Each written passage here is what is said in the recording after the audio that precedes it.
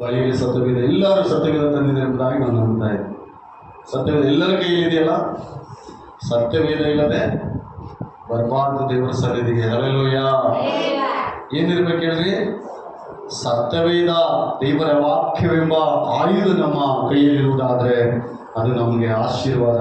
ಸೈತಾನನು ನಮ್ಮನ್ನು ಅನುಸರಿಸಲಿಕ್ಕೆ ಆಗಲ್ಲ. ಈ ದಿನ ಅಮಾವಾಸ್ಯೆ ದೇವರ ವಾಕ್ಯ ಇರ್ತದೆ. ಪ್ರತಿ ಅಮಾವಾಸ್ಯೆ ಸಬ್ಬತ್ತಿನ ದಿನದಲ್ಲಿ ನನ್ನ ಆಲಯದಲ್ಲಿ ನನ್ನ ಆರಾಧನೆ ಮಾಡಬೇಕು. ಹಲ್ಲೆಲೂಯಾ. ಓದಿದ್ರೆ ವಾಕ್ಯ ಬೈಬಲಲ್ಲಿದೆ. ಪ್ರತಿ ಅಮಾವಾಸ್ಯೆಯು ಪೂರ್ಣ ಹುಣ್ಣಿಮೆಯಲ್ಲಿಯೂ ಕರ್ತನ ಸ್ತುತಿಸುವುದು ಬಹಳ ಸಂತೋಷ. ಮತ್ತು ಈ ದಿನ ನಮ್ಮೆಲ್ಲರನ್ನು ದೇವರ ಸನ್ನಿಧಿಗೆ ದೇವರು ಸೇರಿಸಲಿಕ್ಕಾಗಿ ದೇವರಿಗೆ ವಂದನೆಗಳು. ಓಕೆ ಪ್ರಿಯ ಆತ್ಮೀಯರೇ, ಈ ದಿನಮಾನಗಳಲ್ಲಿ ಅನೇಕರು ಇಲ್ಲಿ ಕಷ್ಟದೊಂದಿಗೆ, ಸಮಸ್ಯೆಗಳೊಂದಿಗೆ, ಬಾಧೆ ರೋಗಗಳೊಂದಿಗೆ ಬಂದಿದ್ದೀರಿ. ಆದರೆ ಕೆಲವು ಶೋಧನೆಗಳೊಂದಿಗೆ ಕೂಡ ಇಲ್ಲಿ ಬಂದಿದ್ದರೆಂಬುದಾಗಿ ನಾನು ನಂಬ್ತಾ ಇದ್ದೀನಿ. ಪ್ರಿಯರೇ, ಈ ಮುಂಜಾನೆ ಅಧಿಕವಾದ ಆಶೀರ್ವಾದ,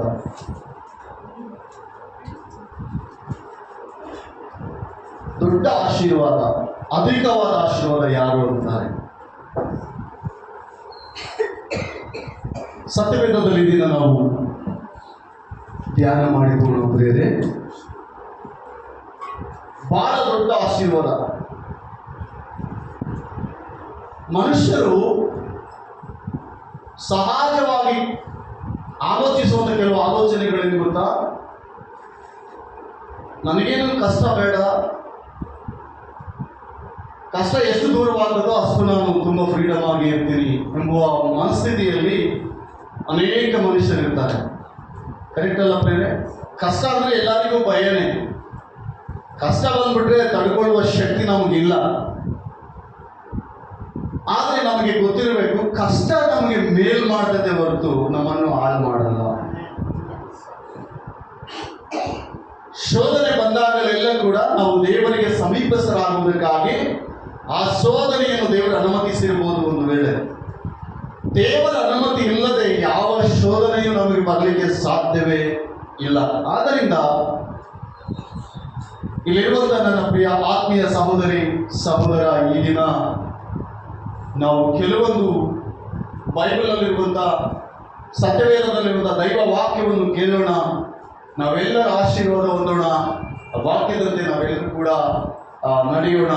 ನಿಮ್ಮ ಬಳಿಯಲ್ಲಿ ಸತ್ಯವೇದ ಇರುವುದಾದರೆ ಆದಿಕಾಂಡ ಪುಸ್ತಕ 29ನೇ ಅಧ್ಯಾಯ 32ನೇ ವಚನ ಯಾರಾದರೂ ಓದಿ ಸಹಾಯ ಮಾಡ್ರಿ. ಆದಿಕಾಂಡ ಪುಸ್ತಕ 29ನೇ ಅಧ್ಯಾಯ 32ನೇ ವಚನ.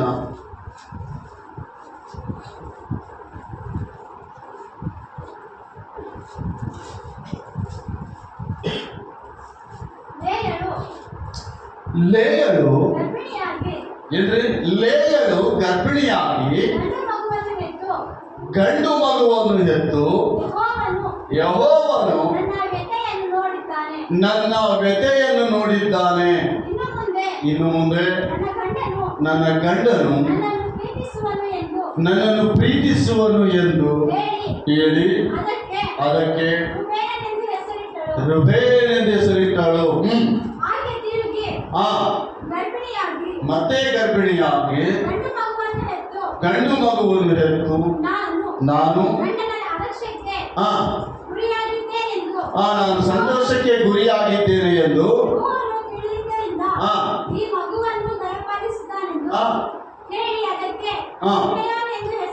ಏನಂತ ಹೆಸರಿಟ್ಟಂತ. ಆತದ ನಂತರ ಗಮನಿಸ್ರಿ,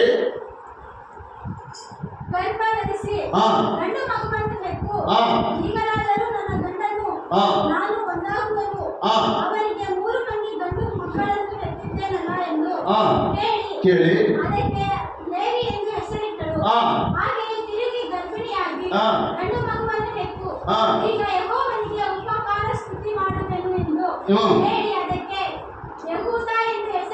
ಈಗ ನಾನು ಹೇಳ್ತಿರುವ ಒಂದು ಚರಿತ್ರೆ ಬೈಬಲ್ ಅಲ್ಲಿ, ಸತ್ಯವೇದದಲ್ಲಿ ದೇವರ ವಾಕ್ಯ ದೇವರ ಸಂದೇಶ ಈ ದಿನ ನಾವೆಲ್ಲರೂ ಕೂಡ ಸಂಸಿದ್ಧರಾಗಿ ದೇವರ ಸಂದೇಶವನ್ನು ಕೇಳೋಣ.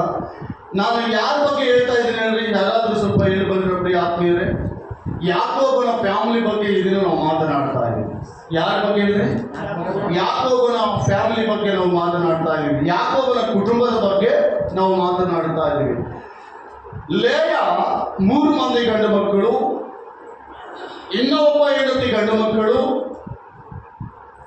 ಈ ರೀತಿ ನಾವು ಸತ್ಯವೇದದಲ್ಲಿ ನೋಡುವುದಾದ್ರೆ ಯಾಕೋಬನಿಗೆ ಎಷ್ಟು ಜನ ಮಕ್ಕಳು ಹೇಳ್ರಿ? 12 ಜನ ಮಕ್ಕಳು. ಎಷ್ಟು ಮಂದಿ ಮಕ್ಕಳು ಹೇಳ್ರಿ ಯಾಕೋಬನಿಗೆ? 12 ಮಂದಿ ಮಕ್ಕಳು. 12 ಮಂದಿಯಲ್ಲಿ ಯೋಸೇಫನು ಕೂಡ ಒಬ್ಬ. 12 ಮಂದಿಯಲ್ಲಿ ಯಾರು ಹೇಳ್ರಿ? ಯೋಸೇಫನು ಕೂಡ ಒಬ್ಬ.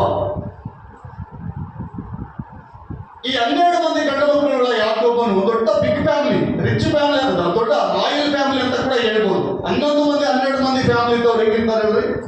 ಬಹಳ ದೊಡ್ಡ ಫ್ಯಾಮಿಲಿ, ಬಲ ಇರ್ತದೆ, ಅವ್ರು ದೊಡ್ಡ ಫ್ಯಾಮಿಲಿ ಅಂತ ಹೇಳ್ತಾರೆ. ಓಕೆ, ಈಗ ಯಾಕೋಬನು ಕೂಡ, ಯಾಕೋಬನ ಸಂತತಿಯು ದೇವರು ಆಶೀರ್ವಾದ ಮಾಡಿ 12 ಮಂದಿ ಸಂತಾನವನ್ನು ಅವರಿಗೆ ದೇವರು ದಯಪಾಲಿಸಿದಾರೆ. ಅದರಲ್ಲಿ ಒಬ್ಬ ಹೆಣ್ಣು ಮಗ ದೀನಾ ಎಂಬುದಾಗಿ. ಆಕೆ ಹೆಸರೇನು ಹೇಳ್ರಿ? ದೀನಾ. ಓಕೆ, ಈ ಸಮಯದಲ್ಲಿ 12 ಮಂದಿ ಗಂಡು ಮಕ್ಕಳಲ್ಲಿ ಗಮನಿಸ್ರಿ, ಇಲ್ಲಿ ಅನೇಕರು ದೇವರ ಮಕ್ಕಳು ನಾವೆಲ್ಲ ಇದೀವಿ ಪ್ರಿಯ ಆತ್ಮೀಯರೇ. ನಮಗೆ ಅನೇಕ ಸಲ ಕಷ್ಟ ಬರ್ತಿರ್ತದೆ, ಅನೇಕ ಸಲ ಕಷ್ಟ, ಅನೇಕ ಶೋಧನೆ ಬರ್ತಿರ್ತದೆ. ಅನೇಕರಿಗೆ ಕೈಯಲ್ಲಿ ಏನಿಲ್ಲದಂತಹ ಸ್ಥಿತಿಗತಿಗಳು, ದರಿದ್ರದ ಸ್ಥಿತಿ, ಯಾರು ಅವ್ರನ್ನ ಮಾತಾಡ್ಸೋದು ಕೂಡ ಇರಲ್ಲ. ಅವ್ರು ಅನ್ಕೊಳ್ತಾ ಇರ್ತಾರೆ ಕೆಲವು ಸಲ, ನನ್ನ ಕೈಯಲ್ಲಿದ್ದಾಗ ನಾನು ಎಲ್ಲರಿಗೆ ಸಹಾಯ ಮಾಡಿದೆ, ನನ್ನ ಕೈಯಲ್ಲಿದ್ದಾಗ ನಾನು ಎಲ್ಲರಿಗೆ ಇದು ಮಾಡಿದೆ, ಆದ್ರೆ ಈಗ ನನಗೆ ಈ ಸ್ಥಿತಿ ಬಂದಾಗ ನನ್ನನ್ನು ಯಾರು ಮಾತಾಡ್ಸೋರೇ ಇಲ್ಲ ಅಂತ ಕೆಲವು ವ್ಯಕ್ತಿಗಳಿಗೆ, ಕೆಲವು ಸಹೋದರರಿಗೆ ಈ ಅನುಭವ ಇರ್ತದೆ. ಗಮನಿಸ್ರಿ, ಅದೆಲ್ಲ ಕೂಡ ನಿನ್ನನ್ನು ಹಾಳು ಮಾಡೋದಕ್ಕೆ ಅಲ್ಲ, ಅದು ದೇವರೇ ಅನುಮತಿಸಿರ್ತಾನೆ. ನಿನ್ನ ಹತ್ರ ಯಾರು ಬರ್ಬಾರ್ದು. ಆ ಪಾಠ ಎಲ್ಲ ನೀನೇ ಅನುಭವಿಸ್ಬೇಕು ಎಂಬುದಾಗಿ. ಆ ಕಷ್ಟ ಏನಿದೆ ನೀನೇ ಅನುಭವಿಸ್ಬೇಕು. ಆ ಒಂದು ಬರ ಏನಿದೆ ನೀನೇ ಅನುಭವಿಸ್ಬೇಕು. ಯಾಕೆ ಆ ದೇವರು ಅದನ್ನು ಅನುಮತಿಸ್ತಾರೆ ಎಂಬುದಾಗಿ ನೋಡುವುದಾದ್ರೆ, ನಿನಗೆ ಎಷ್ಟು ಕಷ್ಟ ಬರ್ತದೋ ಅಷ್ಟೇ ದೊಡ್ಡ ಆಶೀರ್ವಾದದಲ್ಲಿ ನೀನಿರ್ತೀಯ. ಈಗ ಗಮನಿಸ್ರಿ, ಯಾಕೋಬನಿಗೆ 12 ಜನ ಮಕ್ಕಳು. ಎಷ್ಟು ಜನ ಮಕ್ಕಳು? 12 ಜನ ಮಕ್ಕಳಲ್ಲಿ 12 ಜನಕ್ಕೆ ಬಹಳ ಕಷ್ಟ ಶೋಧನೆ ಬಂದಿದೆಯಾ? ಯೋಸೇಫನಿಗೆ ಮಾತ್ರ ಕಷ್ಟ ಶೋಧನೆ ಬಂದಿದೆಯಾ? ಮಾತಾಡ. ಹಾ, ಯಾರಿಗೆ? ಕರೆಕ್ಟಾ? ಯಾರಿಗೆ ಎಷ್ಟು ಕಷ್ಟ ಬಂದಿದೆ? ಯೋಸೇಫನಿಗೆ. 12 ಮಂದಿ ಇದ್ದಾರೆ. 12 ಮಂದಿಯಲ್ಲಿ ಯೋಸೇಫನಿಗೆ ಮಾತ್ರ ಬಹಳ ಕಷ್ಟ, ಬಹಳ ಶೋಧನೆ, ಬಹಳ ಇಕ್ಕಟ್ಟು, ಬಹಳ ಸಮಸ್ಯೆಗಳು.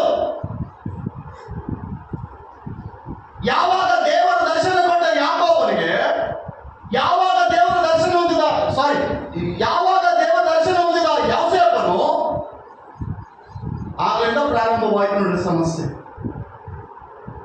ಆಗಲಿಂದಲೇ ಸಮಸ್ಯೆ ಪ್ರಾರಂಭವಾಯಿತು. ಯಾಕೆ ಇದೆಲ್ಲ ಯೋಸೇಫನಿಗೆ ದೇವರು ಕೊಟ್ಟಿದ್ದಾನೆ? ಅಣ್ಣ ತಮ್ಮಂದರಿಗೆ ದೂರವಾದ, ದರ್ಶನ ಕಂಡ, ಆ ದರ್ಶನ ಕಂಡಿನ ದಿನದಿಂದಲೂ ಆ ದರ್ಶನದ ಮೇಲೆ ಯೋಸೇಫನ ಫೋಕಸ್ ಇಟ್ಟಿದ್ದಾನೆ. ಈಗ ಆ ದರ್ಶನ ನೆರವೇರುವವರೆಗೂ ದೇವರ ಹಸ್ತದಲ್ಲಿದ್ದಾನೆ, ದೇವರ ನಿಯಂತ್ರಣದಲ್ಲಿದ್ದಾನೆ. ದೇವರ ನಿಯಂತ್ರಣದಲ್ಲಿರುವ ಯೋಸೇಫನಿಗೆ ಒಂದು ಕಡೆಯಿಂದ ಒಂದು ಕಡೆ ಶೋಧನೆ, ಒಂದು ಕಡೆಯಿಂದ ಒಂದು ಕಡೆ ಕಷ್ಟ.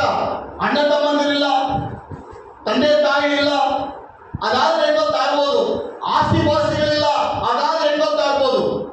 ಕೊನೆಗೆ ಕುಣಿಯಲು ಅಣ್ಣ ತಮ್ಮಂದಿರೆಲ್ಲರೂ ಕೂಡ ಅವನನ್ನು ಕುಣಿಯಲು ಹಾಕಿದ್ರು. ಏನಕ್ಕಾಗಿ ಪ್ರಿಯ ಆತ್ಮೀಯರೇ? ಅನೇಕರು ನಮ್ಮ ಜೀವಿತದಲ್ಲಿ ಕಷ್ಟ ಬರುವಾಗ, ಶೋಧನೆ ಬರುವಾಗ, ಇಕ್ಕಟ್ಟು ಬರುವಾಗ, ಅಯ್ಯೋ ದೇವ, ಯಾಕಪ್ಪ ಈ ಕಷ್ಟ ಶೋಧನೆ, ಯಾಕೆ ಈ ಸಮಸ್ಯೆ ನನಗೆ? ಸಮಸ್ಯೆಗಳ ಮೇಲೆ ಸಮಸ್ಯೆ ಆಗ್ತಾ ಇದೆಯಲ್ಲ ಬೇವ, ಕಷ್ಟದ ಮೇಲೆ ಕಷ್ಟ ಕೊಡ್ತಾ ಇದೆಯಲ್ಲ ಬೇವ, ನಾನು ನಿನ್ನ ನಂಬಿ ಪ್ರಾರ್ಥಿಸ್ತಾ ಇಲ್ವಾ? ನಿನಗೆ ನಾನು ಸರಿಯಾಗಿ ನಡ್ಕೊಳ್ತಾ ಇಲ್ವಾ? ನಿನಗೇನು ತಪ್ಪು ಮಾಡಿದ್ದೀನಿ ಬೇವ?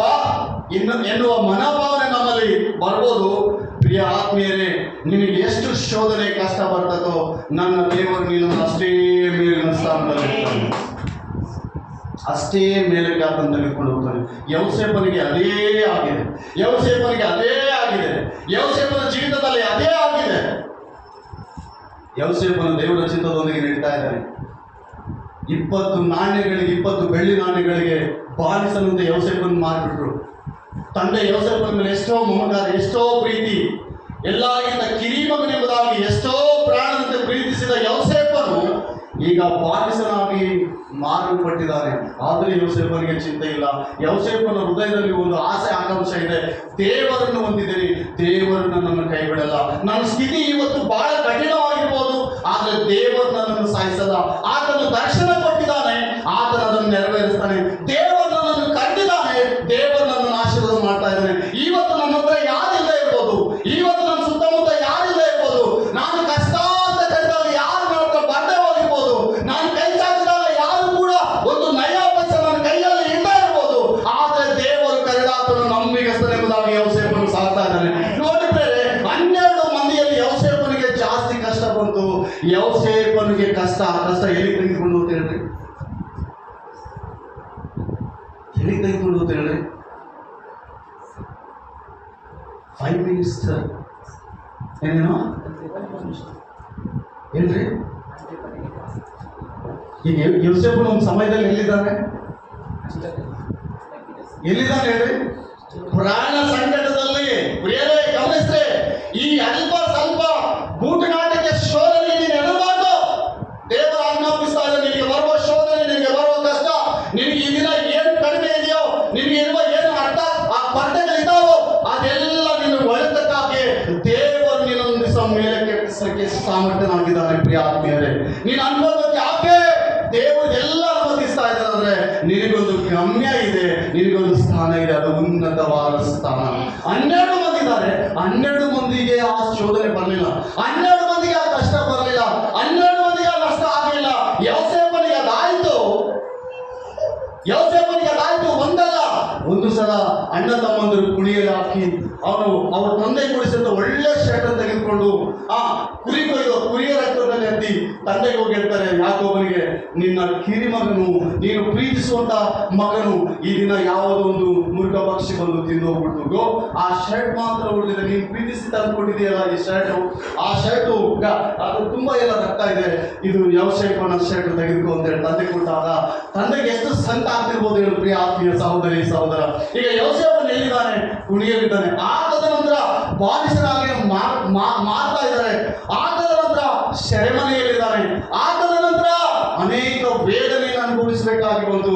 ಆದರೆ ಯೌಸೇಫನಿಗೆ ದರ್ಶನ ಕೊಟ್ಟ ದೇವರು ಮಾತ್ರ ಸುಮ್ಮನೆ ಕೈ ಬಿಡಲಿಲ್ಲ. ಪ್ರಿಯರೇ, ಯಾರಿಗೂ ದೇವರ ನಮ್ಮ ಜೀವಿತದಲ್ಲಿ ಹೆಚ್ಚು ಶೋಧನೆ ಬರ್ತದೋ, ಹೆಚ್ಚು ಕಷ್ಟ ಬರ್ತದೋ, ಹೆಚ್ಚು ಶ್ರಮೆಗಳು ಬರ್ತವೋ, ಸಂತೋಷದಿಂದ ಸ್ವೀಕಾರ ಮಾಡಿ. ಒಂದು ಆಮೇಲೆ ಎಲ್ಲರೂ ಸಂತೋಷದಿಂದ ಸ್ವೀಕಾರ ಮಾಡಿ.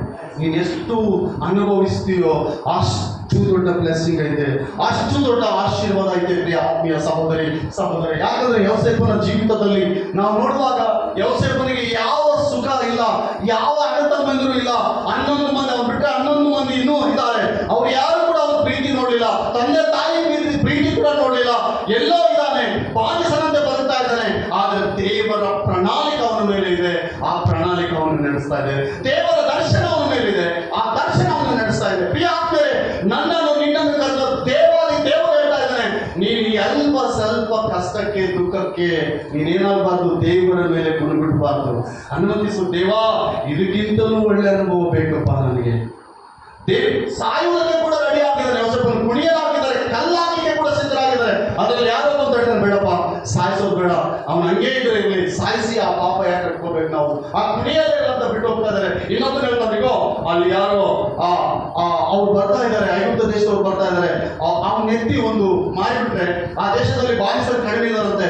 ಆ ಬಾಲಿಸತ್ವಕ್ಕೆ ಮಾರಲ್ಪಟ್ಟರು. ಒಂದು 20 ರೂಪಾಯಿ ಎಷ್ಟೋ ನಾಣ್ಯಗಳು ಸಿಗ್ತಾವ ಅಂತೇಳಿ 20 ರೂಪಾಯಿಗೆ ಅವನು ಮಾರಿಬಿಟ್ರು. ಈಗ ಬಾಲಿಸನಂತೆ ಮಾರಿದಂತೆ ಯೌಸೇಫನು ಹೋಗಿ ಪಾಟಿಫಾರನ ಮನೆಯಲ್ಲಿದ್ದಾನೆ. ಪಾಟಿಫಾರನ ಮನೆಯಲ್ಲಿ ನಂಬಿಕೆಯಿಂದ ದೇವರ ದಯದಿಂದ ಕೆಲಸ ಮಾಡ್ತಾ ಇದ್ದಾನೆ. ಅಲ್ಲಿ ಕೂಡ ಕಷ್ಟ ಬಂತು. ಸೆರೆಮನೆಯಲ್ಲಿದ್ದಾನೆ, ಅಲ್ಲಿ ಕೂಡ ಕಷ್ಟ ಬಂತು. ದೇವರು ಅದನ್ನೆಲ್ಲ ಗಮನಿಸ್ತಾನೇ ಇದ್ದಾನೆ. ಯೋಸೇಫನ ಜೀವಿತವನ್ನು ದೇವರು ಗಮನಿಸ್ತಾ ಇದ್ದಾನೆ. ಯೋಸೇಫನ ಜೀವಿತವನ್ನು ಗಮನಿಸ್ತಾ ಇದ್ದಾನೆ. ಈ ದಿನ ಅನೇಕರು ಕಷ್ಟ ಅಂದ್ರೆ ಬೇಡ ಅಂತಾರೆ, ಕಷ್ಟ ಅಂದ್ರೆ ಬರಲ್ಲ, ಕಷ್ಟ ಅಂದ್ರೆ ಏನು ಬರುತ್ತೆ, ಏನಾಗುತ್ತೋ, ಏನು ಕೆಲಸ ಹೇಳ್ತಾರಂತೆಲ್ಲ ಫೋನು ಇಮಿಡಿಯೇಟ್ ಆಗಿ ಕಟ್ ಮಾಡೋರಿದ್ದಾರೆ. ಮತ್ತೆ ಇನ್ನೊಂದು ಮಾತಾಡಿದ್ರೆ ಏನು ಕೆಲಸ ಬೇಡ್ತಾರೋ, ಇನ್ನೊಂದು ಮಾತಾಡಿದ್ರೆ ಇನ್ನೊಂದೇನು ಶೋಧನೆ ಬರ್ತದೋ, ಇನ್ನೊಂದೇನು ಕಷ್ಟ ಬರ್ತದೋ. ಪ್ರಿಯ ಆತ್ಮೀಯರೇ, ಗಮನಿಸ್ರಿ, ನಿಮ್ಮ ಕಷ್ಟಕ್ಕೆ ಪ್ರತಿಫಲ ದೇವರು ಕೊಡ್ಲಿಕ್ಕೆ ಶಕ್ತನಾಗಿದ್ದಾನೆ. ಹಲ್ಲೆಲೂಯಾ. ದೇವರು ಕೊಡ್ಲಿಕ್ಕೆ ಶಕ್ತನಾಗಿದ್ದಾನೆ. ಮೊನ್ನೆ ನೀನು ದೇವರಿಗಾಗಿ ನಿಲ್ಲುವುದಾದ್ರೆ ನಿನ್ನ ಪ್ರಾಣ ಹೋದರೂ ಕೂಡ ನೀನು ದೇವರಿಗಾಗಿ ಸಂಸಿದ್ಧನಾಗಿರಬೇಕು. ಸಿಂಹಾಸನ ಇದೆ, ಪರಲೋಕ ಇದೆ. ಒಂದು ವೇಳೆ ಈ ಭೌತಿಕವಾದ ಈ ಆಶೀರ್ವಾದವನ್ನು ನೀನು ಕೋರ್ತಾ ಇದೆಯಾ, ನಾನು ದೇವರು ನಿನ್ನನ್ನು ಕೈ ಬಿಡಲ್ಲ, ದೇವರು ನಿನ್ನನ್ನು ಮೇಲಕ್ಕೆ ತರುವ ದೇವರಾಗಿದ್ದಾನೆ. ಅಲ್ಲಿವರೆಗೆ ಯೋಸೇಫನು ಯಾರು ಗೊತ್ತಿಲ್ಲ, ಅಲ್ಲಿವರೆಗೆ ಯೋಸೇಫನು ಯಾರು ಗೊತ್ತಿಲ್ಲ. ತಂದೆ ಮನೆಯಲ್ಲಿ ಒಂದು ವೇಳೆ ಯೋಸೇಫನು ಅಲ್ಲೇ ಇದ್ರೆ ಅವನಿಗೆ ಅಷ್ಟೇ ಸಿಕ್ಕಿರ್ತಿತ್ತು. ಬಟ್ ಯಾವಾಗ ಎಲ್ಲ ಕಷ್ಟ ಬಂತು, ಐಗುಪ್ತ ದೇಶಕ್ಕೆ ತೆಗೆದುಕೊಂಡು ಬಂದ್ರು, ಅಲ್ಲಿ ಕನಸು ಇತ್ತು. ಕನಸಿನ ಅರ್ಥ ಆ ಫರೋಹನಿಗೆ ಹೇಳ್ದ, ಆ 44 ಹೇಳ್ದ, ಅಲ್ಲಿರುವ ಸಮೂಹಕ್ಕೆ ಹೇಳ್ದ, ಅವರೆಲ್ಲ ಜ್ಞಾಪಕ ಮಾಡಿಕೊಂಡು ರಾಜನ ಮುಂದೆ ನಿಲ್ಲಿಸ್ತಾ ಇದ್ದಾರೆ. ಆ ಸಂದರ್ಭದಲ್ಲಿ ಆ ಕನಿಷ್ಠ ಅರ್ಥ ಹೇಳಿದಂತ ಯೋಸೇಫನಿಗೆ ಆ ದೇಶದ ಪ್ರಧಾನಿಯೇ ಆಡ್ತಾ ಇದ್ದಾನೆ. ಯೋಸೇಫನೇ ನಿನ್ನ ನಮ್ಮ ರಾಜ್ಯಕ್ಕೆ ಪ್ರೈಮ್ ಮಿನಿಸ್ಟರ್, ಯೋಸೇಫನೇ ಒಳ್ಳೆ ಬುದ್ಧಿವಂತನು, ಯೋಸೇಫನೇ ನಿಮ್ಮನ್ನು ಆಳಲು ಸರಿಯಾದ ವ್ಯಕ್ತಿ ಎಂಬುದಾಗಿ. ಪ್ರಿಯರೇ, ಎಲ್ಲಿದ್ದಂತ ಯೋಸೇಫನು, ಯಾವ ಸ್ಥಳದಲ್ಲಿದ್ದಂತ ಯೋಸೇಫನು, ಹೆಂಗಿದ್ದಂತ ಯೋಸೇಫನು, ಆ ಯೋಸೇಫನೀಗ ಐಗುಪ್ತ ದೇಶದಲ್ಲಿ ಪ್ರೈಮ್ ಮಿನಿಸ್ಟರ್ ಆಗಿದ್ದಾರೆ. ದೇವರು ಕೃಪೆಯಿಂದ ಬಾಧೆ ಪಡ್ತಿದ್ಯಾ, ನೋವು ಅನುಭವಿಸ್ತಾ ಇದೆಯಾ, ಕಷ್ಟ ಅನುಭವಿಸ್ತಾ ಇದೆಯಾ, ತಾಯ್ದು ದೇವರಿಗೆ ಹೇಳು, ದೇವ ನನ್ನ ಪ್ರಾಣ ನನ್ನದಲ್ಲ, ನನ್ನ ಪ್ರಾಣ ನಿನ್ನದೇ, ನನ್ನ ಪ್ರಾಣ ನನ್ನದಲ್ಲ, ನನ್ನ ಪ್ರಾಣ ನಿನ್ನದೇ. ನೀನೇನಾದ್ರೂ ಮಾಡು ದೇವರಿಗೆ, ದೇವರ ನೀನೇನಾದ್ರೂ ಮಾಡಿ ಎಂಬುದಾಗಿ ಈ ಧೈರ್ಯವಾಗಿ ಹೇಳು. ದೇವರು ಅಂತ್ಯಂತ್ಯವಾಗಿ ನಿನ್ನನ್ನು ಆಶೀರ್ವಾದ ಮಾಡ್ತಾನೆ. ಸಾವು ಯಾರು ತಪ್ಪಿಸ್ಲಿಕ್ಕೆ ಸಾಧ್ಯನೇ ಇಲ್ಲ. ಗಮನಿಸಿರ್ಬೇರೆ, ಸಾವು ಯಾರು ತಪ್ಪಿಸ್ಲಿಕ್ಕೆ ಸಾಧ್ಯನಾ?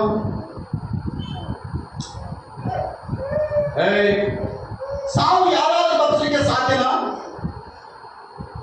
ಅನೇಕ ಪುರೋಹಿತರಿದ್ದಾರೆ, ಪಂಚಾಂಗ ಹೇಳುವವರಿದ್ದಾರೆ, ಶಕುನ ಹೇಳುವವರಿದ್ದಾರೆ, ತಂತ್ರಮಂತ್ರ ಮಾಡುವವರಿದ್ದಾರೆ. ಹೇಳಲು ಅವರಿಗೆ ಇಂಥ ವ್ಯಕ್ತಿ ಇದೇ ಸಮಯದಲ್ಲಿ ಹುಡ್ತಾನಂತ ಹೇಳೋದು, ಇಂಥ ವ್ಯಕ್ತಿ ಇಂಥ ಸಮಯದಲ್ಲಿ ಹುಡ್ತಾನಂತ ಹೇಳೋದು, ಈ ವ್ಯಕ್ತಿ ಇದೇ ಸಮಯಕ್ಕೆ ಸಾಯ್ತಾನಂತ ಹೇಳೋದು. ಗಳಿಗೆಗಳು ಹೇಳ್ತಾರೆ, ನಿಮಿಷಗಳು ಹೇಳ್ತಾರೆ. ಇದೇ ಟೈಮಿಗೆ ಮನೆಗೆ ಹೋಗು, ಇದೇ ಟೈಮ್ ಹಿಂಗೆ ಈ ಬಾಗಿಲಿಗೆ ಹೋಗಿ, ಇದೇ ಟೈಮಿಗೆ ಈ ಗಾಡಿ ಕಿತ್ತಿ, ಈ ಗಾಡಿ ಕಿತ್ತಿ, ಈ ಗಾಡಿ ಸರಿ ಮಾಡಿ, ಈ ಗಾಡಿ ಕಿತ್ತಿ, ಈ ಗಾಡಿ ಸರಿ ಮಾಡು. ಹೇಳಪ್ಪ, ಹುಟ್ಟುವುದು ಹೇಳು, ಮನುಷ್ಯ ಹುಟ್ಟುವುದು ಹೇಳು, ಆ ಗಳಿಗೆ ಹೇಳು, ಆ ನಿಮಿಷ ಹೇಳು, ಸಾಯುವುದು ಕೂಡ ಹೇಳು. ಇಂಥ ಸಮಯದಲ್ಲಿ ಸಾಯ್ತಪ್ಪ ಅಂತ ಹೇಳ್ಬಿಟ್ಟು ನೋಡೋಣ. ಕಳೆದ ವಾರದಲ್ಲಿ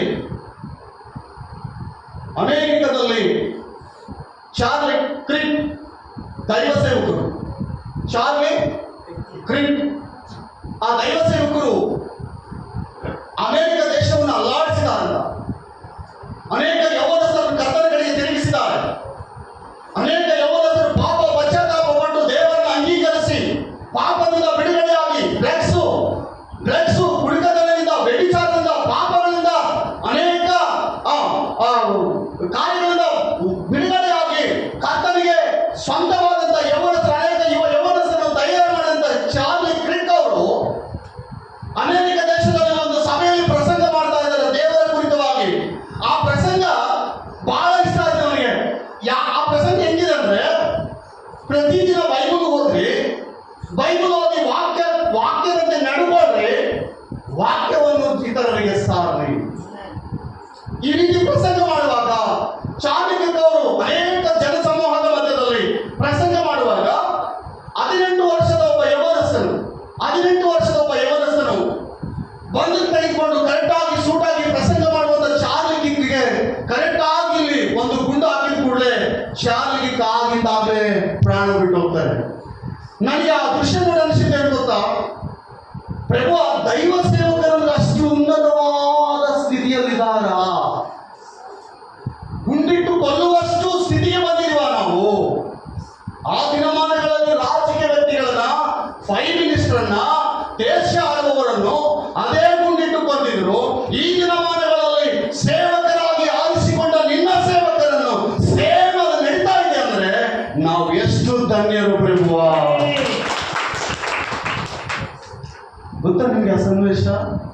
ಕಳೆದ ವಾರದಲ್ಲಿ ಚಾರ್ಲಿ ಕ್ರಿಕ್ ಎಂಬ ದೈವ ಸೇವಕರು ಗುಂಡಿಗೆ ದಾಳಿ ಆಗಿ ಸತ್ತವರು. ಅದನ್ನು ಸಾಯಿಸಿದ್ದು ಬಹಳ ಇಂಟೆಲಿಜೆಂಟ್ ಅಲ್ಲ, ಕೇವಲ 18 ವರ್ಷ ಇರುವಂತ ಯೌವನಸ್ಥರು.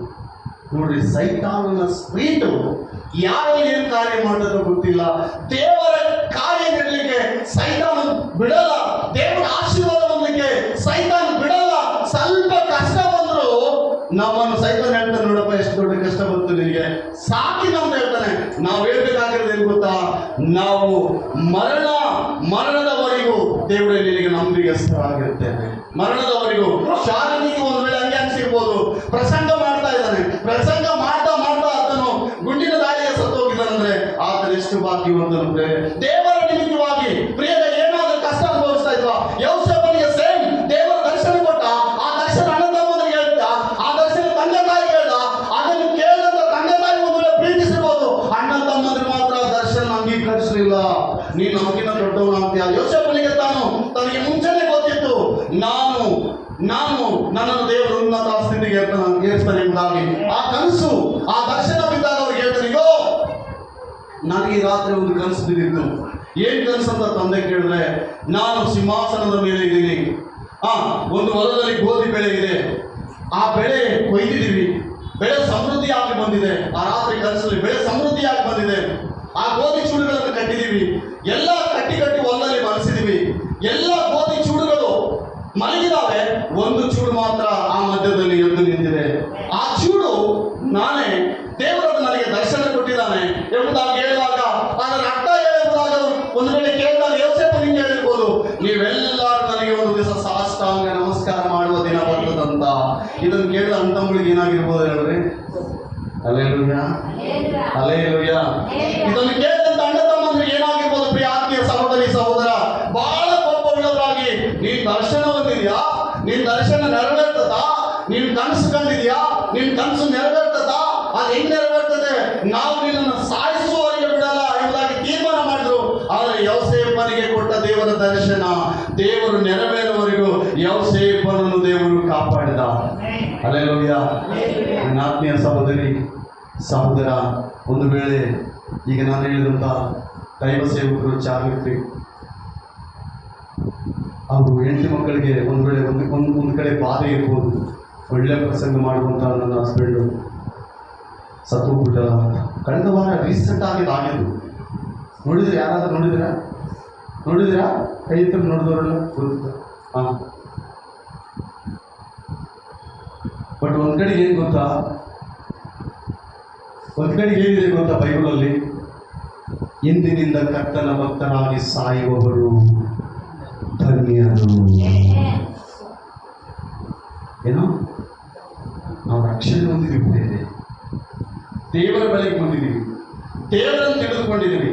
ಸೈತಾನ ನಮ್ಮ ಮೇಲೆ ಎಷ್ಟೇ ದಾಳಿ ಮಾಡಿದರು, ನಮ್ಮ ಪ್ರಾಣವಾಗುವಷ್ಟು ದಾಳಿ ಮಾಡಿದರು, ಸರ್ವಶಕ್ತನಾದ ದೇವರು ನಮ್ಮ ಸಂಗಡ ಇದ್ದಾನೆ. ಆತನ ಶ್ರೇಷ್ಠವಾದ ಭಾಗ್ಯದ ರಾಜ್ಯದಲ್ಲಿ ನಾವೆಲ್ಲರೂ ಸೇರುವಂತೆ ದೇವರು ಕೃಪೆ ಮಾಡ್ತಾನೆ. Hallelujah, hallelujah. ಈಗ ಯಾರಿಗೆ ಹೆಚ್ಚು ಸಮಸ್ಯೆ? ಆಶೀರ್ವಾದ ಹೊಂದುವವರಿಗೆ ಹೆಚ್ಚು ಕಷ್ಟಗಳು. ಏನೇನ ಹೇಳ್ರಿ? 12 ಮಂದಿಯಲ್ಲಿ ಯಾರಿಗೆ ಹೆಚ್ಚು ಕಷ್ಟ ಬಂತು? ಯೋಸೇಫನಿಗೆ. ಯಾಕೆ ಯೋಸೇಫನಿಗೆ ಅಷ್ಟು ಕಷ್ಟ ಬಂತು? ಅದೇ ನಾವು ಕಷ್ಟ ಬಂದ್ರೆ, ಯೋಸೇಫನಿಗೆ ಮನೆ ಇದೆಯಾ? ನೆಲೆ ಇದೆಯಾ? ಆಸ್ತಿ ಪಾಸ್ತಿ ಏನಾದರೂ ತೆಗೆದುಕೊಂಡು ಬಂದಿದ್ದಾನ? ಏನಿಲ್ಲ. ಸಂಪೂರ್ಣವಾಗಿ ದೇವರ ಮೇಲೆ ವಿಶ್ವಾಸ ಇಟ್ಟಿದ್ದಾನೆ. ಆ ವಿಶ್ವಾಸ ಯೋಸೇಫನ ದರ್ಶನ, ಆತನ ಕನಸುಗಳನ್ನು ನೆರವೇರಿತು. ಒಂದು ದಿವಸ ಬೈಬಲಲ್ಲಿ ನಾವು ನೋಡುವಾಗ 44-45ನೇ ಅಧ್ಯಾಯದಲ್ಲಿ ಯೋಸೇಫನು ಇವ್ರಿಗೆ ಹೇಳ್ತಾ ಇದ್ದಾನೆ, ಎಲ್ಲ ಚೂಡುಗಳು ಮಲಗಿದ್ವು, ಗೋಧಿ ಚೂಡುಗಳು ಹಣ್ಣು ಚೂಡು ಮಾತ್ರ ನಿಂತಿತ್ತು. ಅವೆಲ್ಲ ಎದ್ದು ಅದು ಸಾದೃಶ್ಯದ ಸೂಚನೆ ಏನಂದ್ರೆ, ನೀವೆಲ್ಲರೂ ಮಲಗಿ ನನಗೆ ಸಾಷ್ಟಾಂಗ ನಮಸ್ಕಾರ ಮಾಡುವಂತ ದಿನ ಒಂದು ಬರ್ತದೆ. ನಾನು ನಿಮ್ಮೆಲ್ಲರಿಂದ ಸಾಷ್ಟಾಂಗ ನಮಸ್ಕಾರ ಮಾಡಿಸಿಕೊಳ್ಳುವ ದಿನ, ದೇವರ ಆ ದಿನವನ್ನು ನನಗೆ ಗುರುತಿಸಿದಾನೆ ಎಂಬುದಾಗಿ ಹೇಳುವಾಗ ಅವರೇನ ಆ ದರ್ಶನ ಬಗ್ಗೆ ಅವ್ರಿಗೆ ಚಿಂತೆ ಇಲ್ಲ. ಹೇಳಿದ ಮಾತು ಮಾತ್ರ ಬಹಳ ಅರಿತಾ ಇದೆ, ಅವರಿಗೆ ಹೃದಯದಲ್ಲಿ ನಾಟಿದಂತ ಇದೆ. ಆದ ನಂತರ ಯೋಸೇಫನ ಜೀವಿತದಲ್ಲಿ ನಡೆದಿದ್ದು ಏನು ಹೇಳಿದಾನೋ 45-46 ವಚನದಲ್ಲಿ ನಾವು ನೋಡುವಾಗ ಐಗುಪ್ತ ದೇಶಕ್ಕೆ ಯೋಸೇಫನು ಪ್ರೈಮ್ ಮಿನಿಸ್ಟರ್ ಆದಾಗ ಇವರೆಲ್ಲರೂ ದವಸ ಧಾನ್ಯಗಳನ್ನು ಕೊಂಡ್ಕೊಂಡು ಬರಕ್ಕೆ ಹೋಗ್ತಾರೆ. ಅಲ್ಲಿ ಯೋಸೇಫ ಅಂತ ಗೊತ್ತಿಲ್ಲ ಇವರಿಗೆ, ನಮ್ಮ ಅಣ್ಣನೇ ನಮ್ಮ ತಮ್ಮನೇ ಅಂತ ಅವ್ರಿಗೆ ಗೊತ್ತಿಲ್ಲ. ಅವರು ಹೇಳ್ತಾರೆ, ನಮಸ್ಕಾರ ಸ್ವಾಮಿ, ನಾವು ನಿಮಗೆ ನಮಸ್ಕಾರ ಮಾಡ್ತಾ ಇದ್ದೀವಿ. ಪ್ರಿಯ ಆದ್ಮೇಲೆ ದೇವರು ಯೋಸೇಫನಿಗೆ ದರ್ಶನ ಕೊಟ್ಟು ಯೋಸೇಫನ ದರ್ಶನ ನೆರವೇರಿಸಿದ ದೇವರು ಈ ದಿನ ನಮ್ಮ ಆಸೆ ಆಕಾಂಕ್ಷೆಗಳು ದೇವರ ದೈವಿಕ ಚಿತ್ತ ಹೊಂದಿರುವುದಾದರೆ ಅದನ್ನು ನೆರವೇರಿಸಲಿಕ್ಕೆ ಆತನು ಸಾಮರ್ಥ್ಯನಾದ ದೇವರು. ಅದನ್ನು ನೆರವೇರಿಸಲಿಕ್ಕೆ ಆತನು ಸಾಮರ್ಥ್ಯನಾದ ದೇವರು. ಹೇಳ್ರಿ ಯಾರು ಹೆಚ್ಚು ಶ್ರಮೆಗಳು, ಯಾರು ಹೆಚ್ಚು ಮ್ಯಾಪ್ ಹೋಗ್ಬೇಕು ಅನ್ಕೊಳ್ತಾರೋ ಅವರಿಗೆ ಹೆಚ್ಚು ಕಷ್ಟ, ಹೆಚ್ಚು ಶ್ರಮೆ. ಮೇಲೆ ಬರ್ಬೇಕು ಅನ್ಕೊಂಡವ್ರು ಯಾವತ್ತೂ ಶ್ರಮೆ ಪಡ್ತಾನೇ ಇರ್ತಾರೆ, ಅದು ಸೋಲಾಗ್ಲಿ ಗೆಲುವಾಗ್ಲಿ ಏನೇ ಆಗ್ಲಿ ಅವ್ರು ಏನ್ ಮಾಡ್ತಾರೆ ಅಂತ ಶ್ರಮೆ ಪಡ್ತಾನೆ ಇರ್ತಾರೆ. ಅದು ಲಾಭ ಆಗ್ಲಿ ನಷ್ಟ ಆಗ್ಲಿ ಶ್ರಮೆ ಪಡ್ತಾನೆ ಇರ್ತಾರೆ. ನಷ್ಟ ಆಯ್ತು ಅಂತ ತೊಂದರೆ ಇಲ್ಲ, ಒಂದು ದಿವಸ ನಷ್ಟಕ್ಕೆ ತಕ್ಕ ಪ್ರತಿಫಲ ದೇವರು ಕೊಡ್ತಾನೆ ಎಂಬುದಾಗಿ ನಾವು ಒಂದು ವೇಳೆ ಸೋಲ್ಬೋದು, ಕೆಲವು ಸಲ ಸೋಲು ಹೋಗ್ಬೋದು. ಆ ಸೋಲಲ್ಲ, ಸೈತಾನನಿಗೆ ಹೇಳ್ತಾರೆ, ಈಗ ನೀವು ಸೋತಿದ್ದೀನಿ ಕೈ ಏನಾಗಲ್ಲ ಅಂತ ನಾವು ಹೇಳ್ಬೇಕು, ನನ್ನ ಫಲವು ಯೆಹೋವನೇ ಎಂಬುದಾಗಿ. ಹಲ್ಲೆಲೂಯಾ. ನಮ್ಮೆಲ್ಲರಿಗೆ ಗೊತ್ತು, ಅಬ್ರಹಾಂ ಲಿಂಕನ್ ಅಮೆರಿಕ ಅಧ್ಯಕ್ಷ ಆಗ್ಬೇಕಂದ್ರೆ ಎಷ್ಟೆಲ್ಲ ಸೋತಿದ್ದಾನಂತ ಆತನು 9 ಸಲ ಸೋತಿದ್ದಾನಂತ. ಅಮೆರಿಕ ಅಧ್ಯಕ್ಷ ಆಗ್ಬೇಕು, ಅಬ್ರಹಾಂ ಲಿಂಕನ್ ಅಮೆರಿಕ ಅಧ್ಯಕ್ಷ ಆಗ್ಬೇಕೆಂಬುದಾಗಿ. ಇರುವಾಗ 9 ಸಲ ಫೇಲ್, 9 ಸಲ ಸೋಲ್. ಆದ್ರೆ 10ನೇ ಸಲಕ್ಕೆ ಆತ ನಿರೀಕ್ಷೆ ಬಿಟ್ಟಿಲ್ಲ. ದೇವರು ಎಂದೋ ಒಂದು ದಿವಸ ನಾನು ಜಯ ಕೊಡ್ತಾನೆ. ಈ ಅಮೆರಿಕ ನಾನು ಒಂದು ವರ್ಷ ಆಗಬೇಕು, ಒಂದು ಸಲ ಆಗಬೇಕೆಂಬ ಮನಸ್ತಾಪನ ಇದೆ. ಪ್ರಾರ್ಥನೆ ಪೂರ್ವಕದಿಂದ ನಿರೀಕ್ಷೆಯಾಗಿ ಅಬ್ರಹಾಂ ಲಿಂಕನ್ ಕಾದಿದ್ದ. ದೇವರು ಅದಾಗಿ 10ನೇ ಸಲ ಅಬ್ರಹಾಂ ಲಿಂಕನ್ ಜಯ ಹೊಂದಿದ್ದಾನೆ ಎಂಬುದಾಗಿ ವಾರ್ತೆ ಕೇಳಿಬಂದು. ಸೋಲು ನಮಗೆಲ್ಲ ಬೇರೆ. ಹಲ್ಲೆಲೂಯಾ. ನೀವು ನಂಬ್ತಾ ಇದ್ದೀರಾ ಬೇರೆ ಸೋಲು? ಹಲ್ಲೆಲೂಯಾ. ನಾನು ಹೇಳ್ತಾ ಇದ್ದೀನಿ, ದೇವರ ಪಾದ ಸಮ್ಮುಖದಲ್ಲಿ ನಿಂತು ಹೇಳ್ತಾ ಇದ್ದೀನಿ, ದೇವರು ನಿನ್ನನ್ನು ಕೈ ಬಿಡಲ್ಲ, ದೇವರು ನಿನ್ನನ್ನು ಮಾಡ್ಕೋಗಲ್ಲ. ದೇವರು ನಿನ್ನನ್ನು ಕೈ ಬಿಡಲ್ಲ, ದೇವರು ನಿನ್ನನ್ನು ಮಾಡ್ಕೋಗಲ್ಲ. ಏನು ಸುಮ್ಮನೆ ಇದ್ದೀರಿಲ್ಲ? ನಾನು ದೇವುಗಳಿಗೆ ಬೋಧನೆ ಮಾಡ್ತಾ ಇಲ್ಲ, ಮನುಷ್ಯರಿಗೆ ಬೋಧನೆ ಮಾಡ್ತಾ ಇಲ್ಲ. ಕಲ್ಲುಗಳಿಗೆ ಬೋಧನೆ ಮಾಡ್ತಾ ಇಲ್ಲ, ಮನುಷ್ಯರಿಗೆ ಬೋಧನೆ ಮಾಡ್ತಾ. ಜೀವವುಳ್ಳ ಮನುಷ್ಯರು ನೀವು ಒಂದು ಆಮೇಲೆ ಹೇಳ್ರಿ, ಇಲ್ಲ ಎತ್ಕೊಂಡು ಒಡೆನ ಹೊಡ್ರಿ, ಎರಡರಲ್ಲಿ ಯಾವುದೋ ಒಂದು ಮಾಡಿ. ಹಲ್ಲೆಲೂಯಾ. ನೀವು ಸುಮ್ಮನೆ ಕೂತ್ರೆ ನಿಮ್ಮ ಮೌನ ನನಗೆ ಗಲಿಬಿಲಿ ತರ್ತಾ ಇದೆ. ನೀವು ಮೌನ ಮಾಡಿದ್ರೆ ನನಗೆ ಏನಾಗ್ತದೆ ಹೇಳ್ರಿ? ಏನೋ ಒಂದು ಮಾಡ್ರಿ, ಆಮೇಲೆ ಹೇಳ್ರಿ, ಎತ್ಕೊಂಡು ಒಡೆನ ಹೊಡ್ರಿ, ಎರಡರಲ್ಲಿ ಏನೋ ಒಂದು ಮಾಡ್ಬೇಕು ನೀವು. ಹಲ್ಲೆಲೂಯಾ. ನಿಮ್ಮನ್ನ ಸುಮ್ಮನೆ ಕುಂದ್ರಕ್ಕೆ ನಾನು ಬಿಡಲ್ಲ, ನಾನು ಬಿಟ್ಟರು ದೇವರು ನಿಮ್ಮನ್ನು ಸುಮ್ಮನೆ ಕುಂದ್ರಗೊಳಿಸಲ್ಲ. ಒಂದು ವೇಳೆ ನೀವು ಸುಮ್ಮನೆ ಕುಂದಿಸಿದ್ರೆ ಅಂದ್ರೆ ದೆವ್ವ ನಿಮ್ಮನ್ನು ಸುಮ್ಮನೆ ಕುಂದಿಸ್ತಾ ಇದೆ ಅಂತ ಅರ್ಥ. ಏನ್ ಮಾಡ್ತಾ ನಿಮ್ಮನ್ನು ದೆವ್ವ ಸುಮ್ಮನೆ ಕುಂದಿಸ್ತಾರೆ. ಏನು ಈ ವಾಕ್ಯಗಳು ಕೂಡ ನಿಮ್ಗೆ ಕೆಲವರಿಗೆ ಟಚ್ ಆಗಲ್ಲ.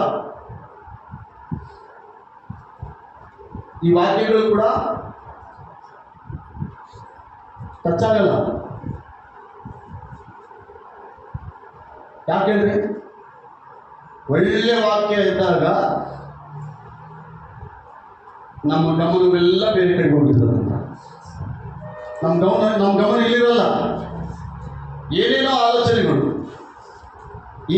ಆಲೋಚನೆಗಳು ನಾವು ಇಲ್ಲಿದ್ರೆ ವಾಕ್ಯಕ್ಕೆ ಕಿವಿಗೆರೆದವರಾಗಿ ಪ್ರತಿ ಮಾತು ದೇವರ ವಾಕ್ಯಗಳು ಆಮೆನ್, ಸ್ತೋತ್ರ, ದೇವರಿಗೆ ಮಹಿಮೆ, ಹಲ್ಲೆಲೂಯಾ. ಇದೇ ಇದ್ದದ್ದು ಹೊರತು ನಾವು ಸುಮ್ಮನೆ ಇದ್ರೆ ದೆವ್ವ ನಮ್ಮನ್ನು ಕೂಡಿಸಿ ಹಿಡಿದು ನಮ್ಮ ಮಾತು ಇಲ್ವಾ? ಕರೆಕ್ಟ್ ಅಲ್ವಾ? ಇಲ್ಲಿ ದೆವ್ವ ಇಲ್ಲ ಅಂದ್ಕೊಂಡಿದ್ರೆ ನಾನು ಎಷ್ಟು ದೆವ್ವ ಇಲ್ಲಿ ಬಿಡಿಸಿದ್ರೆ 20 ದೆವ್ವ ಇಲ್ಲೇ ಇದಾವ. ಅರ್ಥ ಆಗ್ತದಾ ನಿಮಗೆ? ನೆಕ್ಸ್ಟ್ ಅವ್ರು ಬರ್ತಾರೆ ಸಚ್ಚಿ 20 ದೆವ್ವ ಇಲ್ಲಿದಾವ, ಅವೇ ನಿಮ್ಮನ್ನು ಕ್ರಿಯೆ ಮಾಡ್ತಿರೋದು. ನೀವು ದೇವರಿಗೆ ಒಳಗಾದ್ರೆ ಅವು ನಿಮ್ಮನ್ನು ಬಿಟ್ಟು ಓಡಿರ್ತಾವ. ಅದೇ ಹೇಳ್ತದೆ ಬೈಬಲ್. ನೀವು ದೇವರಿಗೆ ಒಳಗಾಗಿದೆ, ಸೈತಾನ ನಿಮ್ಮನ್ನು ಬಿಟ್ಟು ಓಡಿ ಹೋಗೋಣ. ಸೈತಾನ್ ಎದುರಿಸ್ರಿ. ಏನ್ ಮಾಡ್ರಿ? ಸೈತಾನ್ ಎದುರಿಸ್ರಿ, ಸಮಸ್ಯೆಗಳನ್ನ ಎದುರಿಸ್ರಿ, ಸಮಸ್ಯೆ ಫೇಸ್ ಮಾಡ್ರಿ. ಯಾವ ದೊಡ್ಡವಲ್ಲ, ಮಾನವರಿಗೆ ಮೀರಿದ ಶೋಧನೆ ಬರಲ್ಲ. ಆ ದೇವರು ಅನುಮತಿಸಲ್ಲ ಕೂಡ. ಅದು ನಿನಗೆ ಹೆಚ್ಚಾಗಿ ನಿನಗೆ ಬಹು ವಿರುದ್ಧವಾಗಿದೆ, ದೇವರೇ ಯುದ್ಧ ಕೇಳ್ತಾನೆ. ಆ ರಣರಂಗದಲ್ಲಿ ದೇವರೇ ಎಂದು ಬರ್ತಾನೆ. ನೀನು ಭಯಪಡಿಸಬೇಕಾಗಿಲ್ಲ, ನೀನು ಯುದ್ಧ ಮಾಡೋದು ಕೂಡ ಬೇಕಾಗಿಲ್ಲ.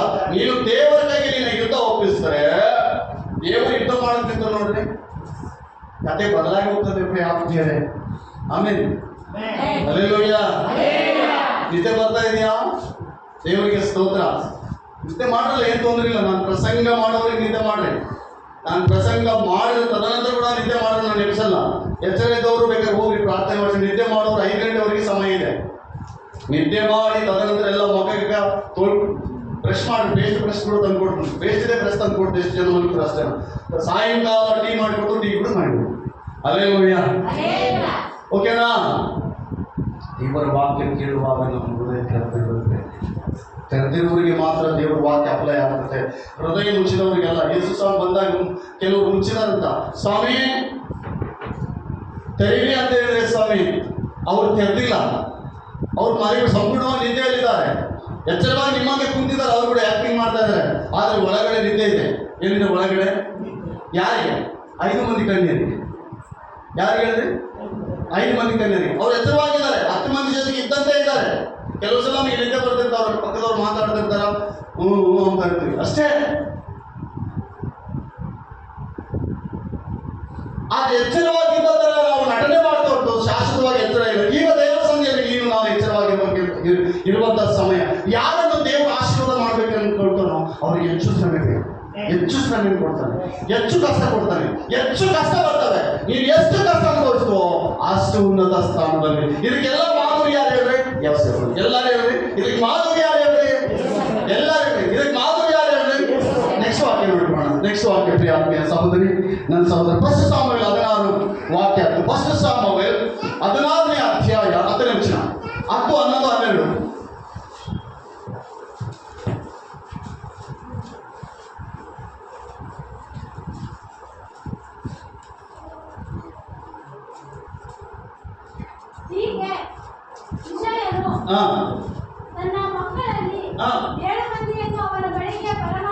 ಎಷ್ಟು ಮಂದಿ ಇಷಾಯನಿಗೆ ಮಕ್ಕಳು? ಎಷ್ಟು ಜನ ಹೇಳಿದ್ರಿ? 8 ಜನ. 8 ಜನ ಗಂಡು ಮಕ್ಕಳು. ಅದರಲ್ಲಿ ಒಬ್ಬ ದಾವೀದನು. ಗಮನಿಸ್ರಿ, ನನ್ನ ಕಡೆ ನೋಡಿ ಪ್ರಿಯ ಆತ್ಮೀಯರೇ. ಅದರಲ್ಲಿ ಒಬ್ಬ ದಾವೀದನು. ದೇವರು ಹೇಳ್ತಾ ಇದ್ದಾನೆ, ಇಷಾಯನ ಮನೆಯಲ್ಲಿ 8 ಜನ ಗಂಡು ಮಕ್ಕಳಿದ್ದಾರೆ. ಅದರಲ್ಲಿ ಯಾರಾದ್ರೂ ಒಬ್ಬ ನನ್ನ ಸೇವೆಗೆ ಅಂಗೀಕವಾದ ಕರ್ಕೊಂಡು ಹೋಗಿ ಅಂತ ಹೇಳಿದ್ರೆ, ಇಷಾಯ ಹೋಗಿ ಎಣ್ಣೆ ಕಪ್ಪು ತೆಗೆದುಕೊಂಡು ಕಂಬುಗಳನ್ನು ತೆಗೆದುಕೊಂಡು ಹೋಗಿ ಆ ಮನೆ ಹತ್ರ ನಿಂತಾಗ 7 ಜನ ಗಂಡು ಮಕ್ಕಳು ಒಬ್ಬೊಬ್ಬರಾಗಿ ಬರ್ತಾರೆ. ದೇವರಿಗೆ ಕೇಳ್ತಾನೆ ಸಾಮುವೇಲ್, ಪ್ರಭಾ ಇವ್ರನ್ನ ಆಶೀರ್ವಾದ ಮಾಡಲ್ಲ, ಇವ್ರನ್ನ ಆಶೀರ್ವಾದ ಮಾಡಿದ್ರೆ ಇವ್ರು ಯಾರು ಬೇಡಪ್ಪ ಅಂತಾರೆ. ಮತ್ತೆ 7 ಜನ ಬಂದಿದ್ದಾರೆ. 7 ಜನದಲ್ಲಿ ಯಾರನ್ನ ಆಶೀರ್ವಾದ ಮಾಡ್ಬೇಕೆಂಬುದಾಗಿ ನನಗೆ ಹೇಳ್ತಾ ಇದ್ದೀವಿ ಅಂತ ದೇವರನ್ನು ಸಾಮುವೇಲ್ ಅಂತ ಕೇಳಿದ್ರೆ, ಸಾಮುವೇಲಿಗೆ ದೇವರು ಹೇಳ್ತಾರೆ, ಇನ್ನೊಬ್ಬನು ಯಾರೋ ಇದ್ದಾನೆ ನೀನು ಕೇಳೋರು ಮನೆಯಲ್ಲಿ ಅಂತ ಕೇಳಿದ್ರೆ, ಇಷಾಯ ಕೇಳಿದ್ರೆ ಇಷಾಯನ್ ಹೇಳ್ತಾನೆ, ಇನ್ನೊಬ್ರು ಯಾರಾದ್ರೂ ಇದ್ದಾರೆ ನಿನ್ನ ಮಕ್ಕಳು? ಇಷ್ಟೇ ಜನ ಅಂತ ಸಾಮುವೇಲ್ ಇಷಾಯನ್ ಕೇಳಿದ್ರೆ, ಇಷಾಯನ್ ಹೇಳೋ ಮಾತೇನು ಗೊತ್ತಾ? ಒಬ್ಬನಿದ್ದಾನೆ, ಅವನು ಕುರಿ ಕಾಯುವವನು. ಅವನು ಯಾರು? ಅವನಿಗೆ ಏನು ತಲೆ ಇಲ್ಲ, ಏನು ಟ್ಯಾಲೆಂಟ್ ಇಲ್ಲ, ಅವನೇನು ಅಷ್ಟು ಟ್ಯಾಲೆಂಟ್ ಪರ್ಸನ್ ಇಲ್ಲ, ಯಾವಾಗಲೂ ಕುರಿ ಕಾಯ್ತಾ ಇರ್ತಾನೆ. ಆ ವಾಕ್ಯ ಮನೆಗೆ ಹೋಗಿ ನೀವು ಹೋದ್ರಿ, ಅವನು 1ನೇ ಸಾಮುವೇಲ್ 16ನೇ ಅಧ್ಯಾಯದಿಂದ ನೀವು ಸ್ಟಡಿ ಮಾಡಿ ಆ ಇಷಾಯನ ಮನೆ ಬಗ್ಗೆ, ದೇವರ ಅಭಿಷೇಕದ ಬಗ್ಗೆ, ಯಾರನ್ನು ದೇವರು ಆರಿಸಿಕೊಳ್ತಾನೋ ಅವರಿಗೆ ಎಷ್ಟು ಕಷ್ಟಗಳು ಬರ್ತವೆ. ಕಷ್ಟಗಳು ಬಂದಷ್ಟು ಅವರಿಗೆ ದೊಡ್ಡ ದೊಡ್ಡ ಆಶೀರ್ವಾದಗಳನ್ನು ಅವರು ನೋಡ್ತಾರೆ. ಹಲ್ಲೆಲೂಯಾ. ಈಗ ದಾವೀದನ ನಮ್ಮ ಮುಂದೆ ಇದ್ದಾನೆ. ಆಗ ಇಷಾಯ ಹೇಳುವಾಗ, ಓಕೆ, ಅವನ ಕುರಿಗಳೆಲ್ಲ ಆ ಬಾಂಡ್ ಹೇಳ್ಬಿಡಪ್ಪ, ದೇವ್ರು ಕರಿತಾ ಇದ್ದಾನೆ ಅವನ. ಈಗ ಅವ್ನ ಕುರಿಗಳು ಬಿಡಿಸಿ ಕರ್ಕೊಂಡ್ಬಂದ್ರು, ಮನೆ ಕರ್ಕೊಂಡ್ಬಂದ್ಬಿಟ್ಟು ಅವ್ನ ತಲೆ ಮೇಲೆ ಎಣ್ಣೆ ಅಭಿಷೇಕ ಮಾಡಿದ್ರು. ಇಲ್ಲಿವರೆಗೆ ಕುರಿ ಕಾಯುವವನು ಯಾರು? ದಾವೀದ. ಇಲ್ಲಿವರೆಗೆ ಯಾರು ಹೇಳ್ರಿ? ಕುರಿ ಕಾಯುವವರೇ ದಾವೀದ. ಎಲ್ಲಿವರೆಗೂ? ನೀವೆಲ್ಲ ಹೇಳೋದು ನನಗೆ, ನಿಮ್ಗೆ ಅರ್ಥ ಆಗ್ತಾ ಇದೆ ದೇವ್ರ ವಾಕ್ಯ? ಅರ್ಥ ಆಗ್ತಾ ಇದೆಯಾ? ಅರ್ಥ ಆದವ್ರು ಎಲ್ಲರೂ 2 ಕೈ ಹೇಳ್ತೀವಿ, ಹಲ್ಲೆಲೂಯಾ. ಈಗ ತಮಾಷೆ ಎಲ್ಲ ಸ್ವಲ್ಪ ಬರ್ತಾ ಹೋಗ್ತಾ ಇರ್ತಾನೆ. ಯಾರು? ದೇವ ಅಮಾಸೆ ಇವರು ಪಾಪ. ಅದಕ್ಕೆ ನೀವು ಬಹಳ ಡಲ್ ಆಗಿದ್ದೀರಿ. ಹಲ್ಲೆಲೂಯಾ. ನಿಮಗೆ ನಾನು ಅನಿಸ್ತಾ ಇದ್ದೀನಿ, ಅದೇನು ಲೆಕ್ಕ ಇಲ್ಲ. ಗಂಟೆ ಅರ್ಧೋಂಗರಿಸಿ ಲೆಕ್ಕ ಇಲ್ಲ. ಪ್ರಾರ್ಥನೆ ಮಾಡಬೇಕು ಆತ್ಮೀಯ ಸಹೋದರಿ ಸಹೋದರ. ಅರ್ಧರಾತ್ರಿಯಲ್ಲಿ ರಾತ್ರಿ 2 ಗಂಟೆಗೆ ಎದ್ದು ದೇವರೇ ಈ ದಿನ ಸಂಘವನ್ನು ಬಲಪಡಿಸಿ ಒಳ್ಳೆ ಸಂದೇಶದೊಂದಿಗೆ ಅವ್ರನ್ನ ಆಶೀರ್ವಾದ ಮಾಡಪ್ಪ. ಒಳ್ಳೆ ಸಂದೇಶ, ಒಳ್ಳೆ ಮೆಸೇಜ್ ದೇವರು ಕೊಡುವಾಗ ನಿಮ್ಮ ಆತ್ಮಗಳು ಮಾತ್ರ ಆತ್ಮದಲ್ಲಿ ನಿದ್ದೆ ಹೋಗ್ತಾನೇ ಇದ್ದೀರಿ ನೀವು. ಹಲ್ಲೆಲೂಯಾ. ಹೇಳ್ರಿ, ದಾವೀದನು ಆಶೀರ್ವಾದ ಮಾಡಿಕೊಳ್ಳೆ ಏನು ಸಮಸ್ಯೆ ಬಂತು ಅವನಿಗೆ? ಸಾಮುವೇಲನ ಆಶೀರ್ವಾದ ಮಾಡ, ಒಬ್ಬ ಕುರಿಕಾಯನ್ನು ಆಶೀರ್ವಾದ ಮಾಡ, ದೇವರು ಅವನು ಎಲ್ಲಿ ಆರಿಸಿಕೊಂಡಿದ್ದಾನೋ ಗೊತ್ತಿಲ್ಲ, ಆಶೀರ್ವಾದ ಮಾಡ. ನೆಕ್ಸ್ಟ್ ಅವನಿಗೆ ಬರುವ ಒಂದು ಕಷ್ಟ ಏನು ಹೇಳ್ರಿ? 17ನೇ ಅಧ್ಯಾಯದಲ್ಲಿ ನಾವು ನೋಡುವಾಗ ಒಬ್ಬ ದೊಡ್ಡ ಗೊಲ್ಯಾತನ ಅವನಿಗೆ ಸವಾಲಾಗ್ತಾ ಇದ್ದಾನೆ. ಈ ಊರಲ್ಲಿ ಯಾವನಾದ್ರೂ ಇಸ್ರಾಯೇಲರಲ್ಲಿ ನನ್ನ ಹತ್ರ ಯುದ್ಧ ಮಾಡುವವರು ಇದ್ದೀರಾ? ನಿಮ್ಮಲ್ಲಿ ಯಾರಾದ್ರೂ ಯುದ್ಧ ಮಾಡಿ ನನ್ನನ್ನು ಜಯಿಸಿದ್ರೆ ನಮ್ಮ ಜನರು ನಿಮಗೆ ಬಾನಿಸರು, ಇಲ್ಲ ನೀವು ಯುದ್ಧ ಮಾಡಿ ನಮ್ಮನ್ನು ಜಯಿಸಿದ್ರೆ ನಮ್ಮ ಜನರು ನಿಮಗೆ ಬಾನಿಸರು, ಓಕೆನಾ ಅಂತೇಳಿ 40 ದಿನಗಳು ಸವಾಲಾಗ್ತಾ ಇದ್ದಾನೆ. ಎಷ್ಟು ದಿನಗಳು? 16ನೇ ಅಧ್ಯಾಯದಲ್ಲಿ ಸಾಮುವೇಲನು ಯಾರನ್ನ ಅಭಿಷೇಕ ಮಾಡಿದ್ದಾನೆ? ಎದಕ್ಕಾಗಿ ಅಭಿಷೇಕ ಮಾಡಿದ್ದಾನೆ? ಎದಕ್ಕಾಗಿ ಅಭಿಷೇಕ ಮಾಡಿದ್ದಾನೆ? ದೇವರ ಸೇವೆಯನ್ನು ಅಭಿಷೇಕ ಮಾಡಿದ್ದಾನೆ. ಈಗ ದಾವೀದನು ಏನಾಗಲು ದೇವರು ಆಶಿಸ್ತಾ ಇದ್ದಾನೆ? ದಾವೀದನು ಕೇವಲ ಕುರಿಕಾಯುವವನು, ಕುರಿಗಳಲ್ಲಿರುವವನು. ಆ ದಾವೀದನು ಒಪ್ಕೊಳ್ತಾ ಇದ್ದಾನೆ, ದೇವರೇ ಮರಿಗಳನ್ನು ಉಳಿಸುವ ಕುರಿ ಅಟ್ಟಿಯಿಂದ ತೆಗೆದು ಸಿಂಹಾಸನದ ಮೇಲೆ ಕೂಡಿಸಲಿಕ್ಕೆ ನಾನು ನನ್ನ ಮನೆ ಎಷ್ಟರದಪ್ಪ.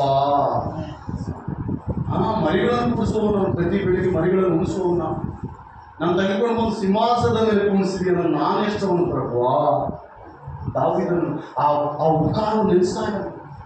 ನಾನು ಕುರಿ ಕಾಯ್ತಿದ್ದಷ್ಟೇ, ಈ ಸಿಂಹಾಸನ ಬರ್ತದಂತ ಅಂದ್ಕೊಳ್ಳಿಲ್ಲ ನಾನು. ಈ ಸಿಂಹಾಸನ ಈ ಸ್ಥಿತಿಯಲ್ಲಿ ನಾನು ಇದ್ದಂತ ಎಂದು ಅಂದ್ಕೊಂಡಿರ್ಲಿಲ್ಲ. ಇದೆಲ್ಲ ಕೂಡ ದೇವ ನಿನ್ನ ಕೃಪೆ ಎಂಬುದಾಗಿ ದಾವೀದನು ಹೇಳ್ತಾ ಇದ್ದಾನೆ. ಈಗ ಕುರಿಕಾಯನ್ನು ತೆಗೆದುಕೊಂಡು ಬಂದ ಉದ್ದೇಶ ಏನು? ದಾವೀದನಿಗೆ ಏನಾಗಿದೆ ಅಂದ್ರೆ, ಇಲ್ಲಿ ಕುರಿ ಕಾಯುವವನು, ಮುಂದೆ ಹೋದರೆ ದಾವೀದನ ಯಾರು? ಅವನ ಹೆಸರು ಏನಂತ ಕರೆಯಲ್ಪಡ್ತಾ ಇದೆ? ದಾವೀದ ಮಹಾರಾಜ. ಏನ? ದಾವೀದ್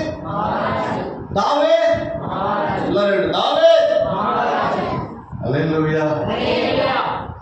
ಈಗೇನು ಅವನು? ಕುರಿ ಕಾಯುವವನು, ಮರಿಗಳನ್ನು ಉಳಿಸುವವನು, ಅಡ್ಡಿಯಲ್ಲಿರುವವನು, ಕುರಿಗಳಿಂದ ಹೋಗುವವನು. ಯಾವಾಗ ದೇವರ ಬ್ಲೆಸ್ಸಿಂಗ್ ಬಿತ್ತು, ಈಗ ಸಾಕಂತ ದಾವೀದ ಕುಂದ್ರು. ನೆಕ್ಸ್ಟ್ ಪಾಯಿಂಟ್ 17ನೇ ಅಧ್ಯಾಯಕ್ಕೆ ಬಂದರೆ ದೊಡ್ಡ ಗೊಲ್ಯಾತನು ಬರ್ತಾ ಇದ್ದಾನೆ. ನಿಮ್ಮಲ್ಲಿ ಯಾರಾದ್ರೂ ಗಂಡಸರಿದ್ದೀರಾ, ನನ್ನ ಜಯಿಸ್ಲಿಕ್ಕೆ ಇದ್ದೀರಾ ಅಂತ ಕೇಳುವಾಗ ದಾವೀದನ ಧೈರ್ಯದಿಂದ ದೇವರ ಆತ್ಮನೊಂದಿಗೆ ಗೊಲ್ಯಾತನ ಜಯಿಸ್ತಾನೆ. ಫಸ್ಟ್ ಪಾಯಿಂಟ್ ಅದೇ. ಏನ? ಅಭಿಷೇಕ ಬಂದಿದ ಕೂಡ ಏನ್ ಕಷ್ಟ ಬಂತು? ದೇವರು ನಂದಿದ ಕೂಡ ಕಷ್ಟ ಎಲ್ಲ ಹೋಗ್ತದೆ ಅಂತ ಹೇಳಲ್ಲ. ಕೆಲವು ಸವಾಲು ಬರ್ತಾವ. ನೀನು ನಿಂದಿರ್ತೀಯೋ ಇಲ್ಲೋ, ನೀನ್ ನಿಂತ್ಕೊಳ್ತೀಯೋ ಇಲ್ಲೋ, ದೇವರಲ್ಲಿ ನಿಂದಿರ್ತೀಯೋ ಇಲ್ಲೋ. ದೇವ್ರು ಹಂಗೆ ಆಶೀರ್ವಾದ ಮಾಡಲ್ಲ ಯಾರನ್ನ. ನೀನು ಅನ್ಕೊಳ್ಬೋದು, ನಾನು ದೇವ್ರನ್ನ ಬಿಟ್ಟು ರಕ್ಷಣೆ ಬಂದ್ಬಿಟ್ಟು ನಾಳೆ ನನಗೆ ದೊಡ್ಡ ಆಶೀರ್ವಾದ. ಅದು ದೊಡ್ಡ ತಪ್ಪು, ಶುದ್ಧ ಸುಳ್ಳು. ಹಂಗೆ ಯಾರಾದ್ರೂ ಬೋಧಿಸಿದ್ರೆ ಅದು ಸುಳ್ಳು ಬೋಧನೆ ಅಂತ ಕೂಡ ಹೇಳ್ಬೋದು. ದೇವರು ಆಶೀರ್ವಾದ ಬಂದ ನಂತರ ಕೆಲವು ಕಷ್ಟಗಳು ನಮಗೆ ಎದುರಾಗ್ತವೆ, ಕೆಲವು ನಷ್ಟಗಳು ಬರ್ತದೆ, ಕೆಲವು ಶೋಧನೆ ಬರ್ತದೆ, ಒಡೆತನ ಬರ್ತದೆ. ಅನೇಕ ವಿಷಯಗಳಲ್ಲಿ ದೇವರು ನಮ್ಮನ್ನು ಅಡ್ಡಿಯಾಗಿ ತೆಗಿತಾನೆ. ಒಂದು ಕಲ್ಲನ್ನಿಟ್ಟ ಅದನ್ನ ಹಂಗೆ ಬಿಟ್ಟು ಅದು ಕಲ್ಲೇ, ಅದನ್ನು ಕಡಿಬೇಕು, ಅದಕ್ಕೆ ಉಳಿ ಏಟ್ ಬೀಳ್ಬೇಕು, ಸೊಕ್ಕಿ ಏಟ್ ಬೀಳ್ಬೇಕು, ಚಾಣ ಏಟ್ ಬೀಳ್ಬೇಕು. ಅದು ಆಕಾರಕ್ಕೆ ಬಂದಾಗ ಅದನ್ನು ನೋಡಿ ಜನರು ಹೇಳ್ತಾರಪ್ಪ ಇದು ಎಷ್ಟು ಸುಂದರವಾಗಿದೆಯಲ್ಲ ಅಂತ. ದೇವರು ಕೂಡ ಹಂಗೆ ಪ್ರೇರಣೆ. ಈ ದಿನ ಬಂದು ರಕ್ಷಣೆ ಹೊಂದಿದ್ದೀವಿ, ನಮ್ಗೆ ಎಲ್ಲ ಆಶೀರ್ವಾದ ದೇವರು ಬೇಕಾದ್ರೆ ದೇವರು ಅಲ್ಲಿ ಎಲ್ಲ ಆಶೀರ್ವಾದ ಕೊಡಲ್ಲ. ನಿನ್ನನ್ನು ದೇವರು ಒಂದೊಂದು ಪಾಯಿಂಟ್ ಕೂಡ ಅಂತಾನೇ ಇರ್ತಾನೆ, ಒಂದೊಂದು ಪಾಯಿಂಟ್ ಕೂಡ ನಿನ್ನನ್ನು ಹಿಂಡ್ತಾನೆ ಇರ್ತಾನೆ. ಯಾಕಂದ್ರೆ ನೀನು ಶುದ್ಧವಾಗಬೇಕು, ಯಾಕಂದ್ರೆ ನೀನು ದೇವರಿಗೆ ಉಪಯುಕ್ತವಾದ ಪಾತ್ರೆ ಆಗ್ಬೇಕು, ದೇವರಿಗೆ ಉಪಯೋಗ ಪಡುವ ಪಾತ್ರೆ ಆಗ್ಬೇಕು. ದೇವರೇ ನಾನು ರಕ್ಷಣೆ ಹೊಂದಿದ್ದೀನಿ, ಚರ್ಚಿಗೆ ಕೊಡ್ತಾ ಇದ್ದೀನಿ, ಕಾಣಿಕೆ ಕೊಡ್ತಾ ಇದ್ದೀನಿ, ದಶಭಾಗ ಕೊಡ್ತಾ ಇದ್ದೀನಿ, ಎಲ್ಲ ಕೊಡ್ತಾ ಇದ್ದೀನಿ, ಇದ್ದವ್ರು ಕರ್ಕೊಂಡ್ ಬರ್ತಾ ಇದ್ದೀನಿ, ಎಲ್ಲಿಂದ ಕಾಣಿಕೆ ತಂದು ಕೊಡ್ತಾ ಇದ್ದೀನಿ. ನೋ, ದೇವರಿಗೆ ಬೇಕಾಗಿದ್ದೆ ಗೊತ್ತಾ? ನೀನು ಕಷ್ಟದಲ್ಲಿ ಹಾದು ಹೋಗ್ಬೇಕು. ನೀನು ಕಷ್ಟದಲ್ಲಿ ಹಾದು ಹೋದಾಗ ಇಂದಿನ ಪೀಳಿಗೆಗೆ ನೀನು ಹೇಳ್ತೀವಿ ಕಷ್ಟ ಏನಂತ. ನೀನು ಕಷ್ಟದಲ್ಲಿ ಹಾದು ಹೋಗುವಾಗ, ನೀನು ಸೋದನೆಯಲ್ಲಿ ಹಾದು ಹೋಗುವಾಗ ಮುಂದೆ ಬರೋರು ಹಿಂದೆ ಬರೋರು ಏನು ಹೇಳ್ತೀಯ? ಇದೇನು ದೊಡ್ಡದಲ್ಲ, ನಾನು ಜಯಿಸಿದ್ದೀನಿ. ಸ್ವಾಮಿ ಅದೇ ಹೇಳ್ತಾನೆ, ನಾನು ಲೋಕವನ್ನು ಜಯಿಸಿದ್ದೀನಿ, ನೀವು ಕೂಡ ಲೋಕವನ್ನು ಜಯಿಸುವುದು ಎಂಬುದಾಗಿ. ಹಲ್ಲೆಲೂಯಾ.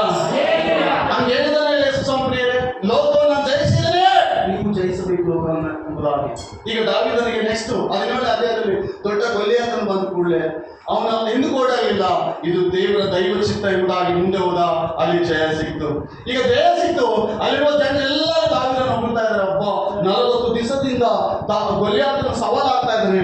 ನಮ್ಮಲ್ಲಿ ಯಾರು ಕೂಡ ಒಬ್ಬರು ಎದ್ದೋಗಿ ಯುದ್ಧ ಮಾಡಲಿಲ್ಲ ಗೊಲ್ಯಾತನ ಹತ್ರ. ಆ 7 ಜನ ದಾವೀದನ 7 ಜನ ಅಣ್ಣ ತಮ್ಮಂದಿರು ಉಳಿದ 7 ಜನರು ಕೂಡ ಆ ಗೊಲ್ಯಾತ ಅಲ್ಲೇ ಇದ್ದಾರೆ. ಅವ್ರು ಯಾರು ಯುದ್ಧ ಮಾಡಲಿಲ್ಲ, ಆದರೆ ದಾವೀದನ ಮಾತ್ರ ಯುದ್ಧ ಮಾಡಿದ. ಆ ಕಷ್ಟ ಅದನ್ನು ಎದುರುಕೊಂಡ, ಆ ಸವಾಲನ್ನು ಎದುರುಕೊಂಡ, ಆ ಸವಾಲನ್ನು ಎದುರಿಸಲಿಕ್ಕೆ ದೇವರ ಶಕ್ತಿ ಕೊಟ್ಟ. ಈ ದಿನ ನಿಮಗೆ ಬರುವ ಪ್ರತಿ ಶೋಧನೆಯಲ್ಲಿ ಮನದಲಾಗಿ ದೇವರು ಪ್ರಭಾ, ಈ ಶೋಧನೆ ಜಯಿಸಲಿಕ್ಕೆ, ಈ ರೋಗ ಜಯಿಸಲಿಕ್ಕೆ, ಈ ಬಾಧೆ ಹೋಗ್ಲಿಕ್ಕೆ ನನ್ನ ಕುಟುಂಬ ಸಮಸ್ಯೆಗಳು ತೀರಲಿಕ್ಕೆ ನನಗೆ ಸಹಾಯ ಮಾಡೆಂಬುದಾಗಿ ನೀನು ಮೊಣಕಾಲಾಕಿದ್ರೆ ನನ್ನ ದೇವರು ಒಂದೊಂದು ಮೆಟ್ಲು ನಿನ್ನನ್ನು ಆಶೀರ್ವಾದ ಮಾಡ್ತಾನೆ. ಮೆಟ್ಲು ಏರಿದಾಗ ನೀನು ಎಲ್ಲಿ ಹೋಗ್ತೀವಿ ಗೊತ್ತಾ? Hallelujah, hallelujah. ದೇವರು ನಿಮ್ಮೆಲ್ಲರನ್ನ ಆಶೀರ್ವಾದ ಮಾಡಲಿಕ್ಕೆ ಕಷ್ಟ ಬಂದಾಗ ನಾವು ಎಷ್ಟೇ ಕಷ್ಟ ಬರಲಿ ದೇವರು ಎಲ್ಲ ನಿನ್ನ ಚಿತ್ತ ಇದ್ದಾಗಬೇಕು. ನೀನು ಕಷ್ಟ ಬಂದಾಗ ಅನ್ಕೋಬೇಕು. ಏನು ಅನ್ಕೋಬೇಕು ಹೇಳು? ಕಷ್ಟ ಬಂದಾಗ ಏನು ಹೇಳಬೇಕು ಹೇಳಿ? ಇದು ನನಗೆ ಒಳ್ಳೆಯದೇ. 119ನೇ ಕೀರ್ತನೆ 21ನೇ ವಚನ. 119ನೇ ಕೀರ್ತನೆ 71ನೇ ವಚನ. ಯಾರಾದರೂ ಸಹಾಯ ಮಾಡ್ತೀವಿ ಆತ್ಮೀಯ ದೇವರು ನಿಮ್ಮೆಲ್ಲರನ್ನ ಆಶೀರ್ವಾದ ಮಾಡಲಿ. ಈ ಸಂದೇಶ ನಾವೆಲ್ಲರೂ ಮುಗಿಲಿಕ್ಕಿಂತ ಮುಂಚಿನ ಸ್ವಲ್ಪ ಹೊತ್ತು ಈ ಕೂಟವನ್ನು ಮುಕ್ತಾಯ ಮಾಡಲಿ. ದೇವರು ನಿಮ್ಮೆಲ್ಲರನ್ನ ಆಶೀರ್ವಾದ ಮಾಡಲಿ. 119ನೇ ಕೀರ್ತನೆ 71ನೇ ವಚನ.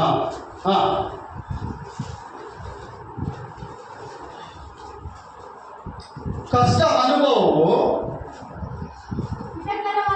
ಏನಾಯ್ತು? ಕಷ್ಟ ಅನುಭವವು ಎಲ್ಲರೂ ಹೇಳಿ, ಕಷ್ಟ ಅನುಭವವು ಹಿತಕರವಾಯಿತು, ಅದರಿಂದಲೇ ನಿನ್ನ ನಿಬಂಧನೆಯನ್ನು ಕಲಿತುಕೊಂಡೆನು. ಹಂಗೇನೆಲ್ಲ ಬೈಬಲಲ್ಲಿ ಓದಿ ಒಬ್ರು ಏನೇನಂತ ಕಷ್ಟ ಏನ್ ಮಾಡ್ತದಂತ ನಿನ್ನ ಹಲೋ ನೀನು ದೇವರಿಗೆ ಸಮೀಪವಾಗಿ ಮಾಡೋದು ಯಾವುದು ಅಂತ ಕಷ್ಟನೇ.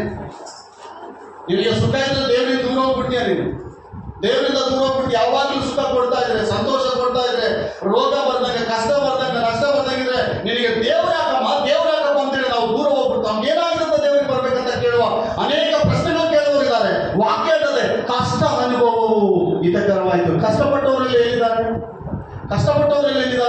ದೇವರ ಚಿತ್ತದಂತೆ ಕರೆಯಲ್ಪಟ್ಟ ಜನರು ಕಷ್ಟಪಟ್ಟಿದ್ದಾರೆ. ಸಿಂಹಾಸನಗಳ ಮೇಲೆ ಅವರನ್ನು ಕುಂದಿಸಿದ್ದಾರೆ. ಪ್ರಿಯರೇ, ಈಗಿನ ನಮಗೆ ನಾವು ಒಂದು ವೇಳೆ 5 ಮಿನಿಟ್ಸ್ ಆಗದೆ ಇರ್ಬೋದು, ಒಂದು ವಾರ್ಡ್ ಮೆಂಬರ್ ಕೂಡ ಆಗದೆ ಇರ್ಬೋದು. ದೇವರಿಗೆ ಸ್ತೋತ್ರ. ದೇವರ ಮಗನೆಂಬ ಬಿರುದು ದೇವರ ಮಗನೆಂಬ ಬಿರುದು ಕೊಟ್ಟಿದ್ದಾನೆ. ದೇವರ ಮಗನೆಂಬ ಬಿರುದು ದೇವರು ನಮಗೆ ದಯಪಾಲಿಸಿದ್ರೆ ಅಷ್ಟೇ ಸಾಕು. ಎಲ್ಲರೂ ನಾವು ಯಾರಂತ? ದೇವರ ಯಾರಂತ ನಾವು ಹೇಳ್ರಿ, ಯಾರಂತ ನಾವೆಲ್ಲರೂ?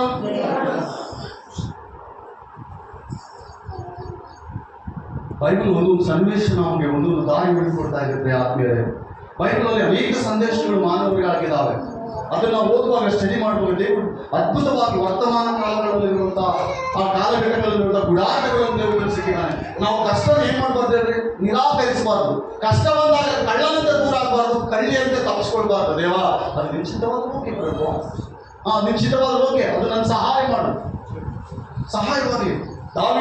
ದಾವೀದನಿಗೆ 17 ಸಾಮುವೇಲ 1ನೇ ಸಾಮುವೇಲ 17 ವಾಕ್ಯ 4 ಓದಿ.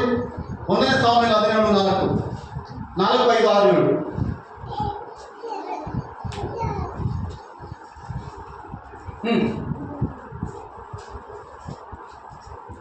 ಒಂದನೇ ಸಾಮುವೇಲ 17 4 5 6. ಆದಿಕಾಂಡ 37 18 19 20. ಆದಿಕಾಂಡ 41 46. ಯಾರಾದ್ರೂ ಸಹಾಯ ಮಾಡಿ ಮುಗಿಸ್ಕೊಳ್ಳೋಣ.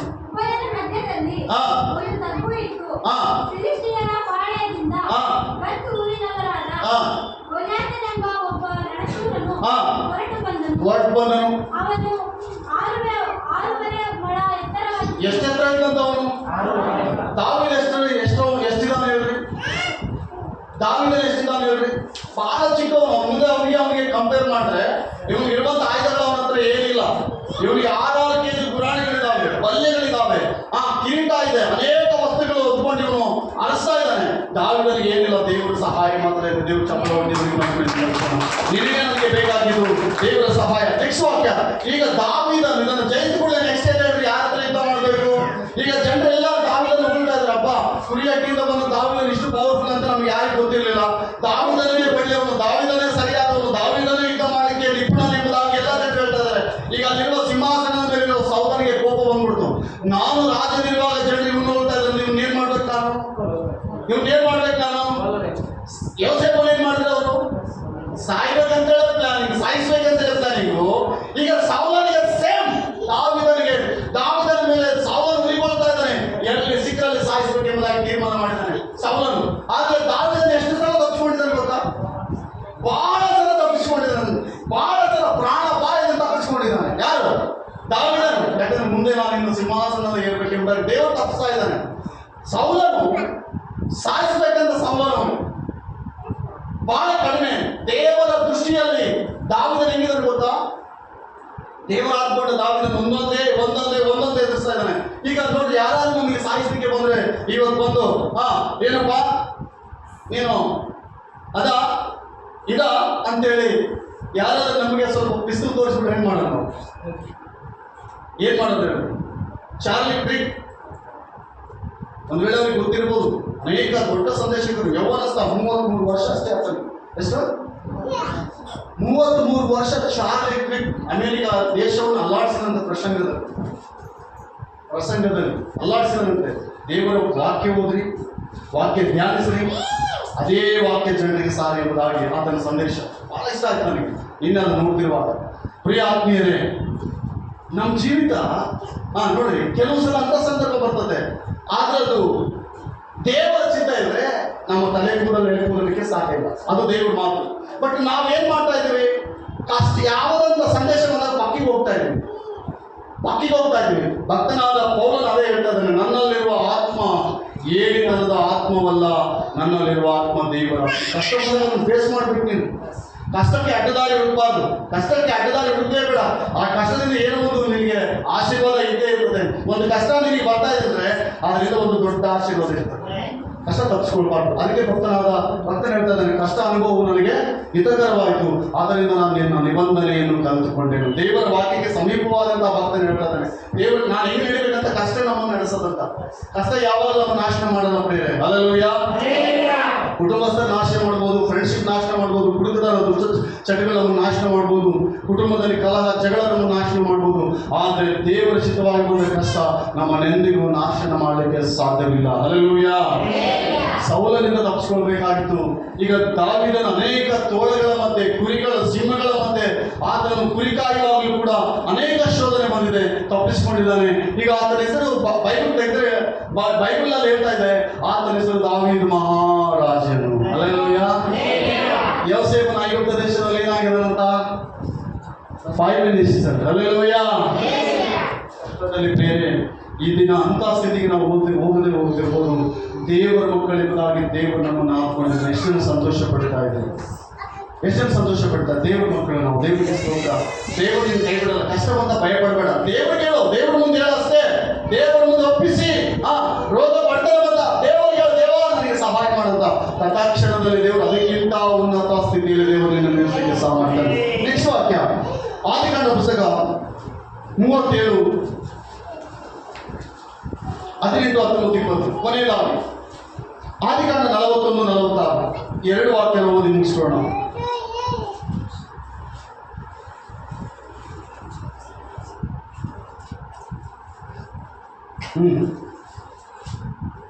ಆದಿಕಾಂಡ 37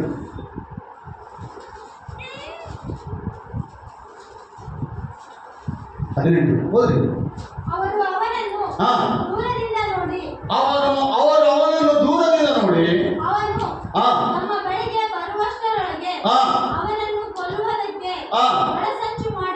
ಏನ್ ಮಾಡಿದ್ರಂತ ಅವರು? ನನ್ನ ಕಡೆ ನೋಡಿ ಪ್ಲೀಸ್, ನಿಮ್ ಗಮನ ಆ ಕಡೆ ಹೋಗ್ಬಾರ್ದು. ಒಳಸಂಚು ಮಾಡಿಕೊಂಡ್ರು. ಯಾರನ್ನು ಕೊಲ್ಲೋದಕ್ಕೆ? ಯೋಸೇಫನನ್ನು ಕೊಲ್ಲೋದಕ್ಕೆ.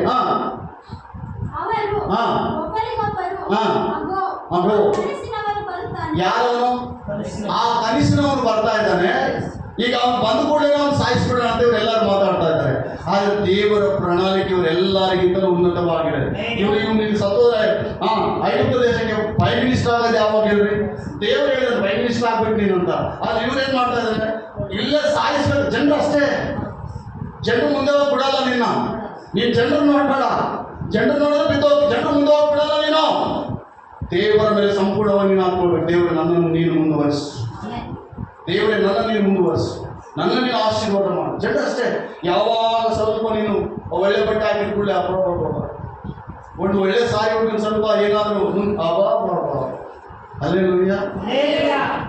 ಒಳ್ಳೆ ವ್ಯಾಪಾರ ಒಳ್ಳೆ ಸ್ವಲ್ಪ ನಡೀತು, ಕೈಬಾಯಿ ನಡೀತಾರೆ, ಮುಂದೆ ಹೋಗ್ಬಿಟ್ಟ ಏನಾದ್ರು ಮಾಡ್ರಪ್ಪ, ಅವನಿಗೆ ಏನಾದ್ರು ಮಾಡ್ರಪ್ಪ ಎಂಬ ಇದೇ ಜನರು. ಆದ್ರೆ ನಾನೇನು ಹೇಳಬೇಕಾಗಿದೆ ಗೊತ್ತಾ? ಸಂಪೂರ್ಣವಾಗಿ ದೇವರ ಮೇಲೆ ನಾವು ಭರವಸೆ ಸಂಪೂರ್ಣವಾಗಿ. ಯೋಸೇಫನ ಹಾಗೆ ನಾವು ಹೇಳ್ತಾ ಇದ್ದಾರೆ, ಅಲ್ಲಿ ಬರ್ತಾ ಇದ್ದಾರೆ. ಕನಿಷ್ಠ ಬಂದು ಅವನು ಕೊಲ್ಬಿಟ್ರೆ ಆ ಕನಸು ಏನಾಗ್ತದೆ ನೋಡೋಣ ಅಂತ ಎಲ್ಲ ಎಲ್ಲರೂ ಮಾತಾಡ್ಕೊಳ್ತಾ ಇದ್ದಾರೆ. ಆದ್ರೆ ದೇವರ ಪ್ರಣಾಳಿಕೆ ಬೇರೆ ಇದೆ. ದೇವರು ಎಲ್ಲಿ ಇವನು ಇರ್ಬೇಕಂತ ಇತ್ತೋ ಅಲ್ಲಿ ದೇವರು ಅವನು ಇರಿಸಿದ, ಕೈ ಬಿಡಲಿಲ್ಲ. ಪ್ರಿಯ ಆತ್ಮೀಯ ಸಹೋದರಿ ಸಹೋದರ, 41-46 ಕೊನೆಯದಾದ ಆದಿಕಾಂಡ 41-46. ದೇವರು ನಿಮ್ಮೆಲ್ಲರನ್ನ ಆಶೀರ್ವಾದ ಮಾಡಲಿ. ದೇವಾದಿ ದೇವರು ತನ್ನ ಪ್ರಣಾಳಿಕೆದೊಂದಿಗೆ ನಮಗೆ ಒಂದು ವೇಳೆ ಕಷ್ಟ, ಸಂಕಟ, ಹಿಂಸೆ ಬಂದರು ಸಂತೋಷವಾಗಿ ಅದನ್ನು ಸ್ವೀಕಾರ ಮಾಡಿ ಸಂತೋಷವಾಗಿ ಎದುರುಕೊಳ್ಳೋಣ. ಅದು ಯಾವುದು ನಮಗೆ ನಷ್ಟಪಡಿಸಲ್ಲ. ದೇವರು ದೈವಿಕ ಚಿತ್ತ ಮಾತ್ರ ನೆರವೇರ್ತದೆ. ಎಲ್ಲರೂ ಯೋಸೇಫನು ಏನೋ ಐಗುಪ್ತ ದೇಶದ ಅರಸನಾದ ಫರೋಹನ ಸನ್ನಿಧಿಯಲ್ಲಿ ಎಷ್ಟು ವರ್ಷದವನು ಹೇಳ್ರಿ? 30 ವರ್ಷದವನು ಐಗುಪ್ತ ದೇಶಕ್ಕೆ ಪ್ರೈಮ್ ಮಿನಿಸ್ಟರ್. ಸುಮ್ಮನೆನಾ? ಅವನು ಎಷ್ಟು ಭಯಭಕ್ತಿಯಿಂದ ಇರ್ತಿರ್ಬೋದು, ಎಷ್ಟು ಕಷ್ಟ. ಆ ವಯಸ್ಸಿನಲ್ಲಿ ಏನಾದರೂ ಅನುಭವ ಇರ್ತದೆ 30 ವಯಸ್ಸಿನಲ್ಲಿ?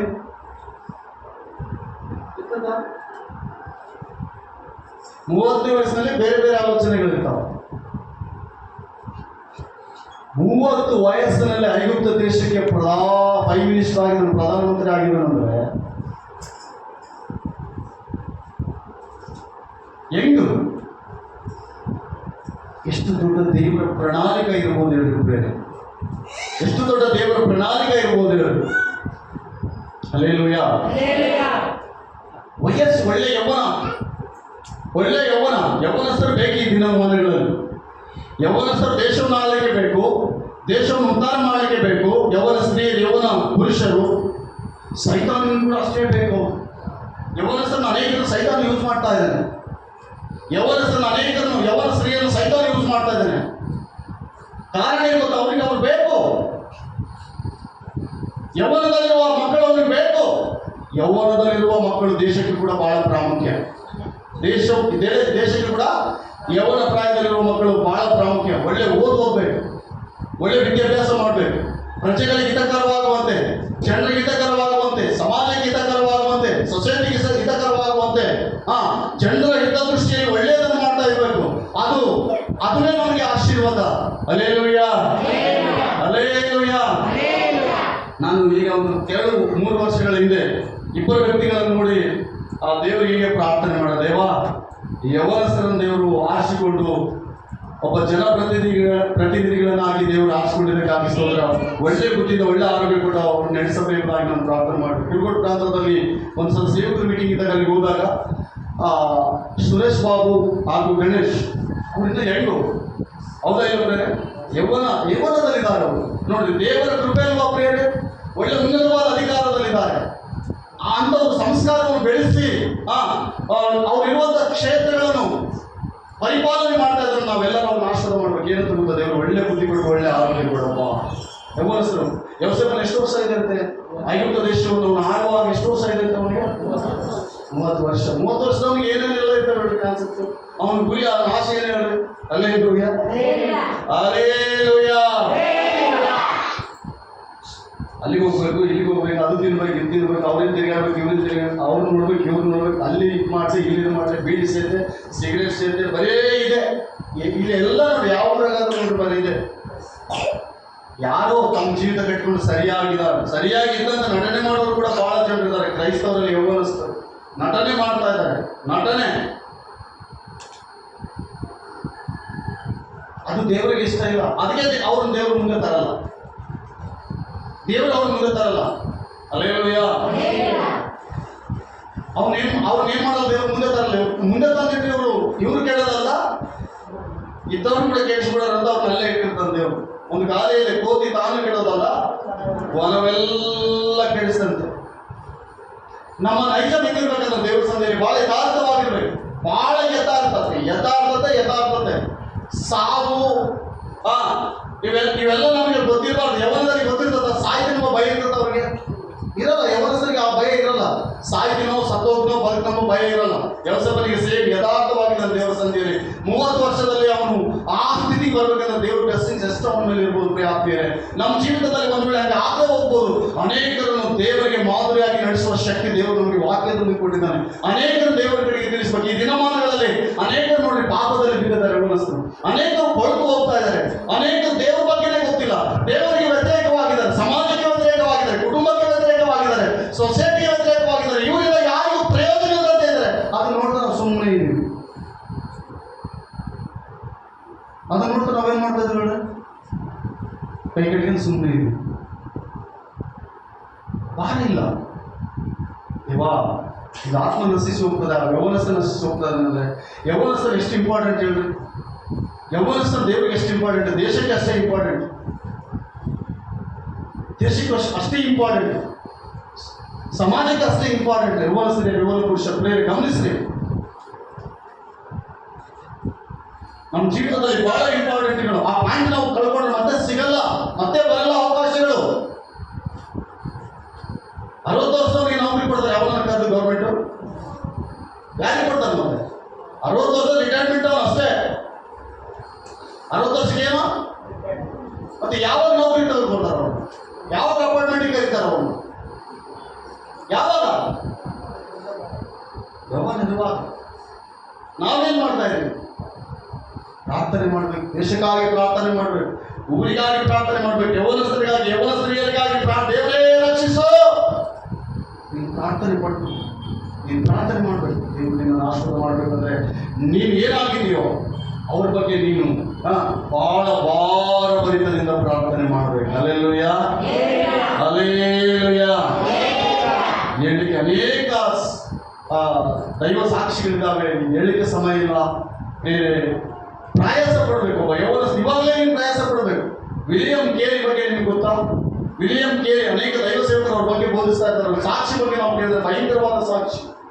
ನಮ್ಮ ದೇಶಕ್ಕೆ ಬಂದವರು, ಅಗ್ರದೇಶದವರು, ನಮಗೆ ಸಂಬಂಧ ಇದ್ದವರು, ನಮ್ಮ ದೇಶಕ್ಕೆ ಅವರು ಮಾಡಿದ ಒಳ್ಳೆ ಒಳ್ಳೆ ಕಾರ್ಯಗಳೇನು ಗೊತ್ತಾ? ಒಳ್ಳೆ ಒಳ್ಳೆ ಎಷ್ಟೇ ಒಳ್ಳೆ ಕಾರ್ಯಗಳು ಮಾಡಿದ್ದಾರೆ ಅಂದರೆ ವಿಲಿಯಂ ಕೇರಿ. ನಮ್ಮ ದೇಶದಲ್ಲಿ ಎಂಥ ಸಂಸ್ಕೃತಿ ಇತ್ತಂತ ಫಸ್ಟಿಗೆ ನಿಮಗೆ ಗೊತ್ತು, ಹೇಳೋದು ಬೇಕಾಗಿಲ್ಲ. ಸ್ವಲ್ಪ ನಮ್ಮ ದೇಶದಲ್ಲಿ ಎಂಥ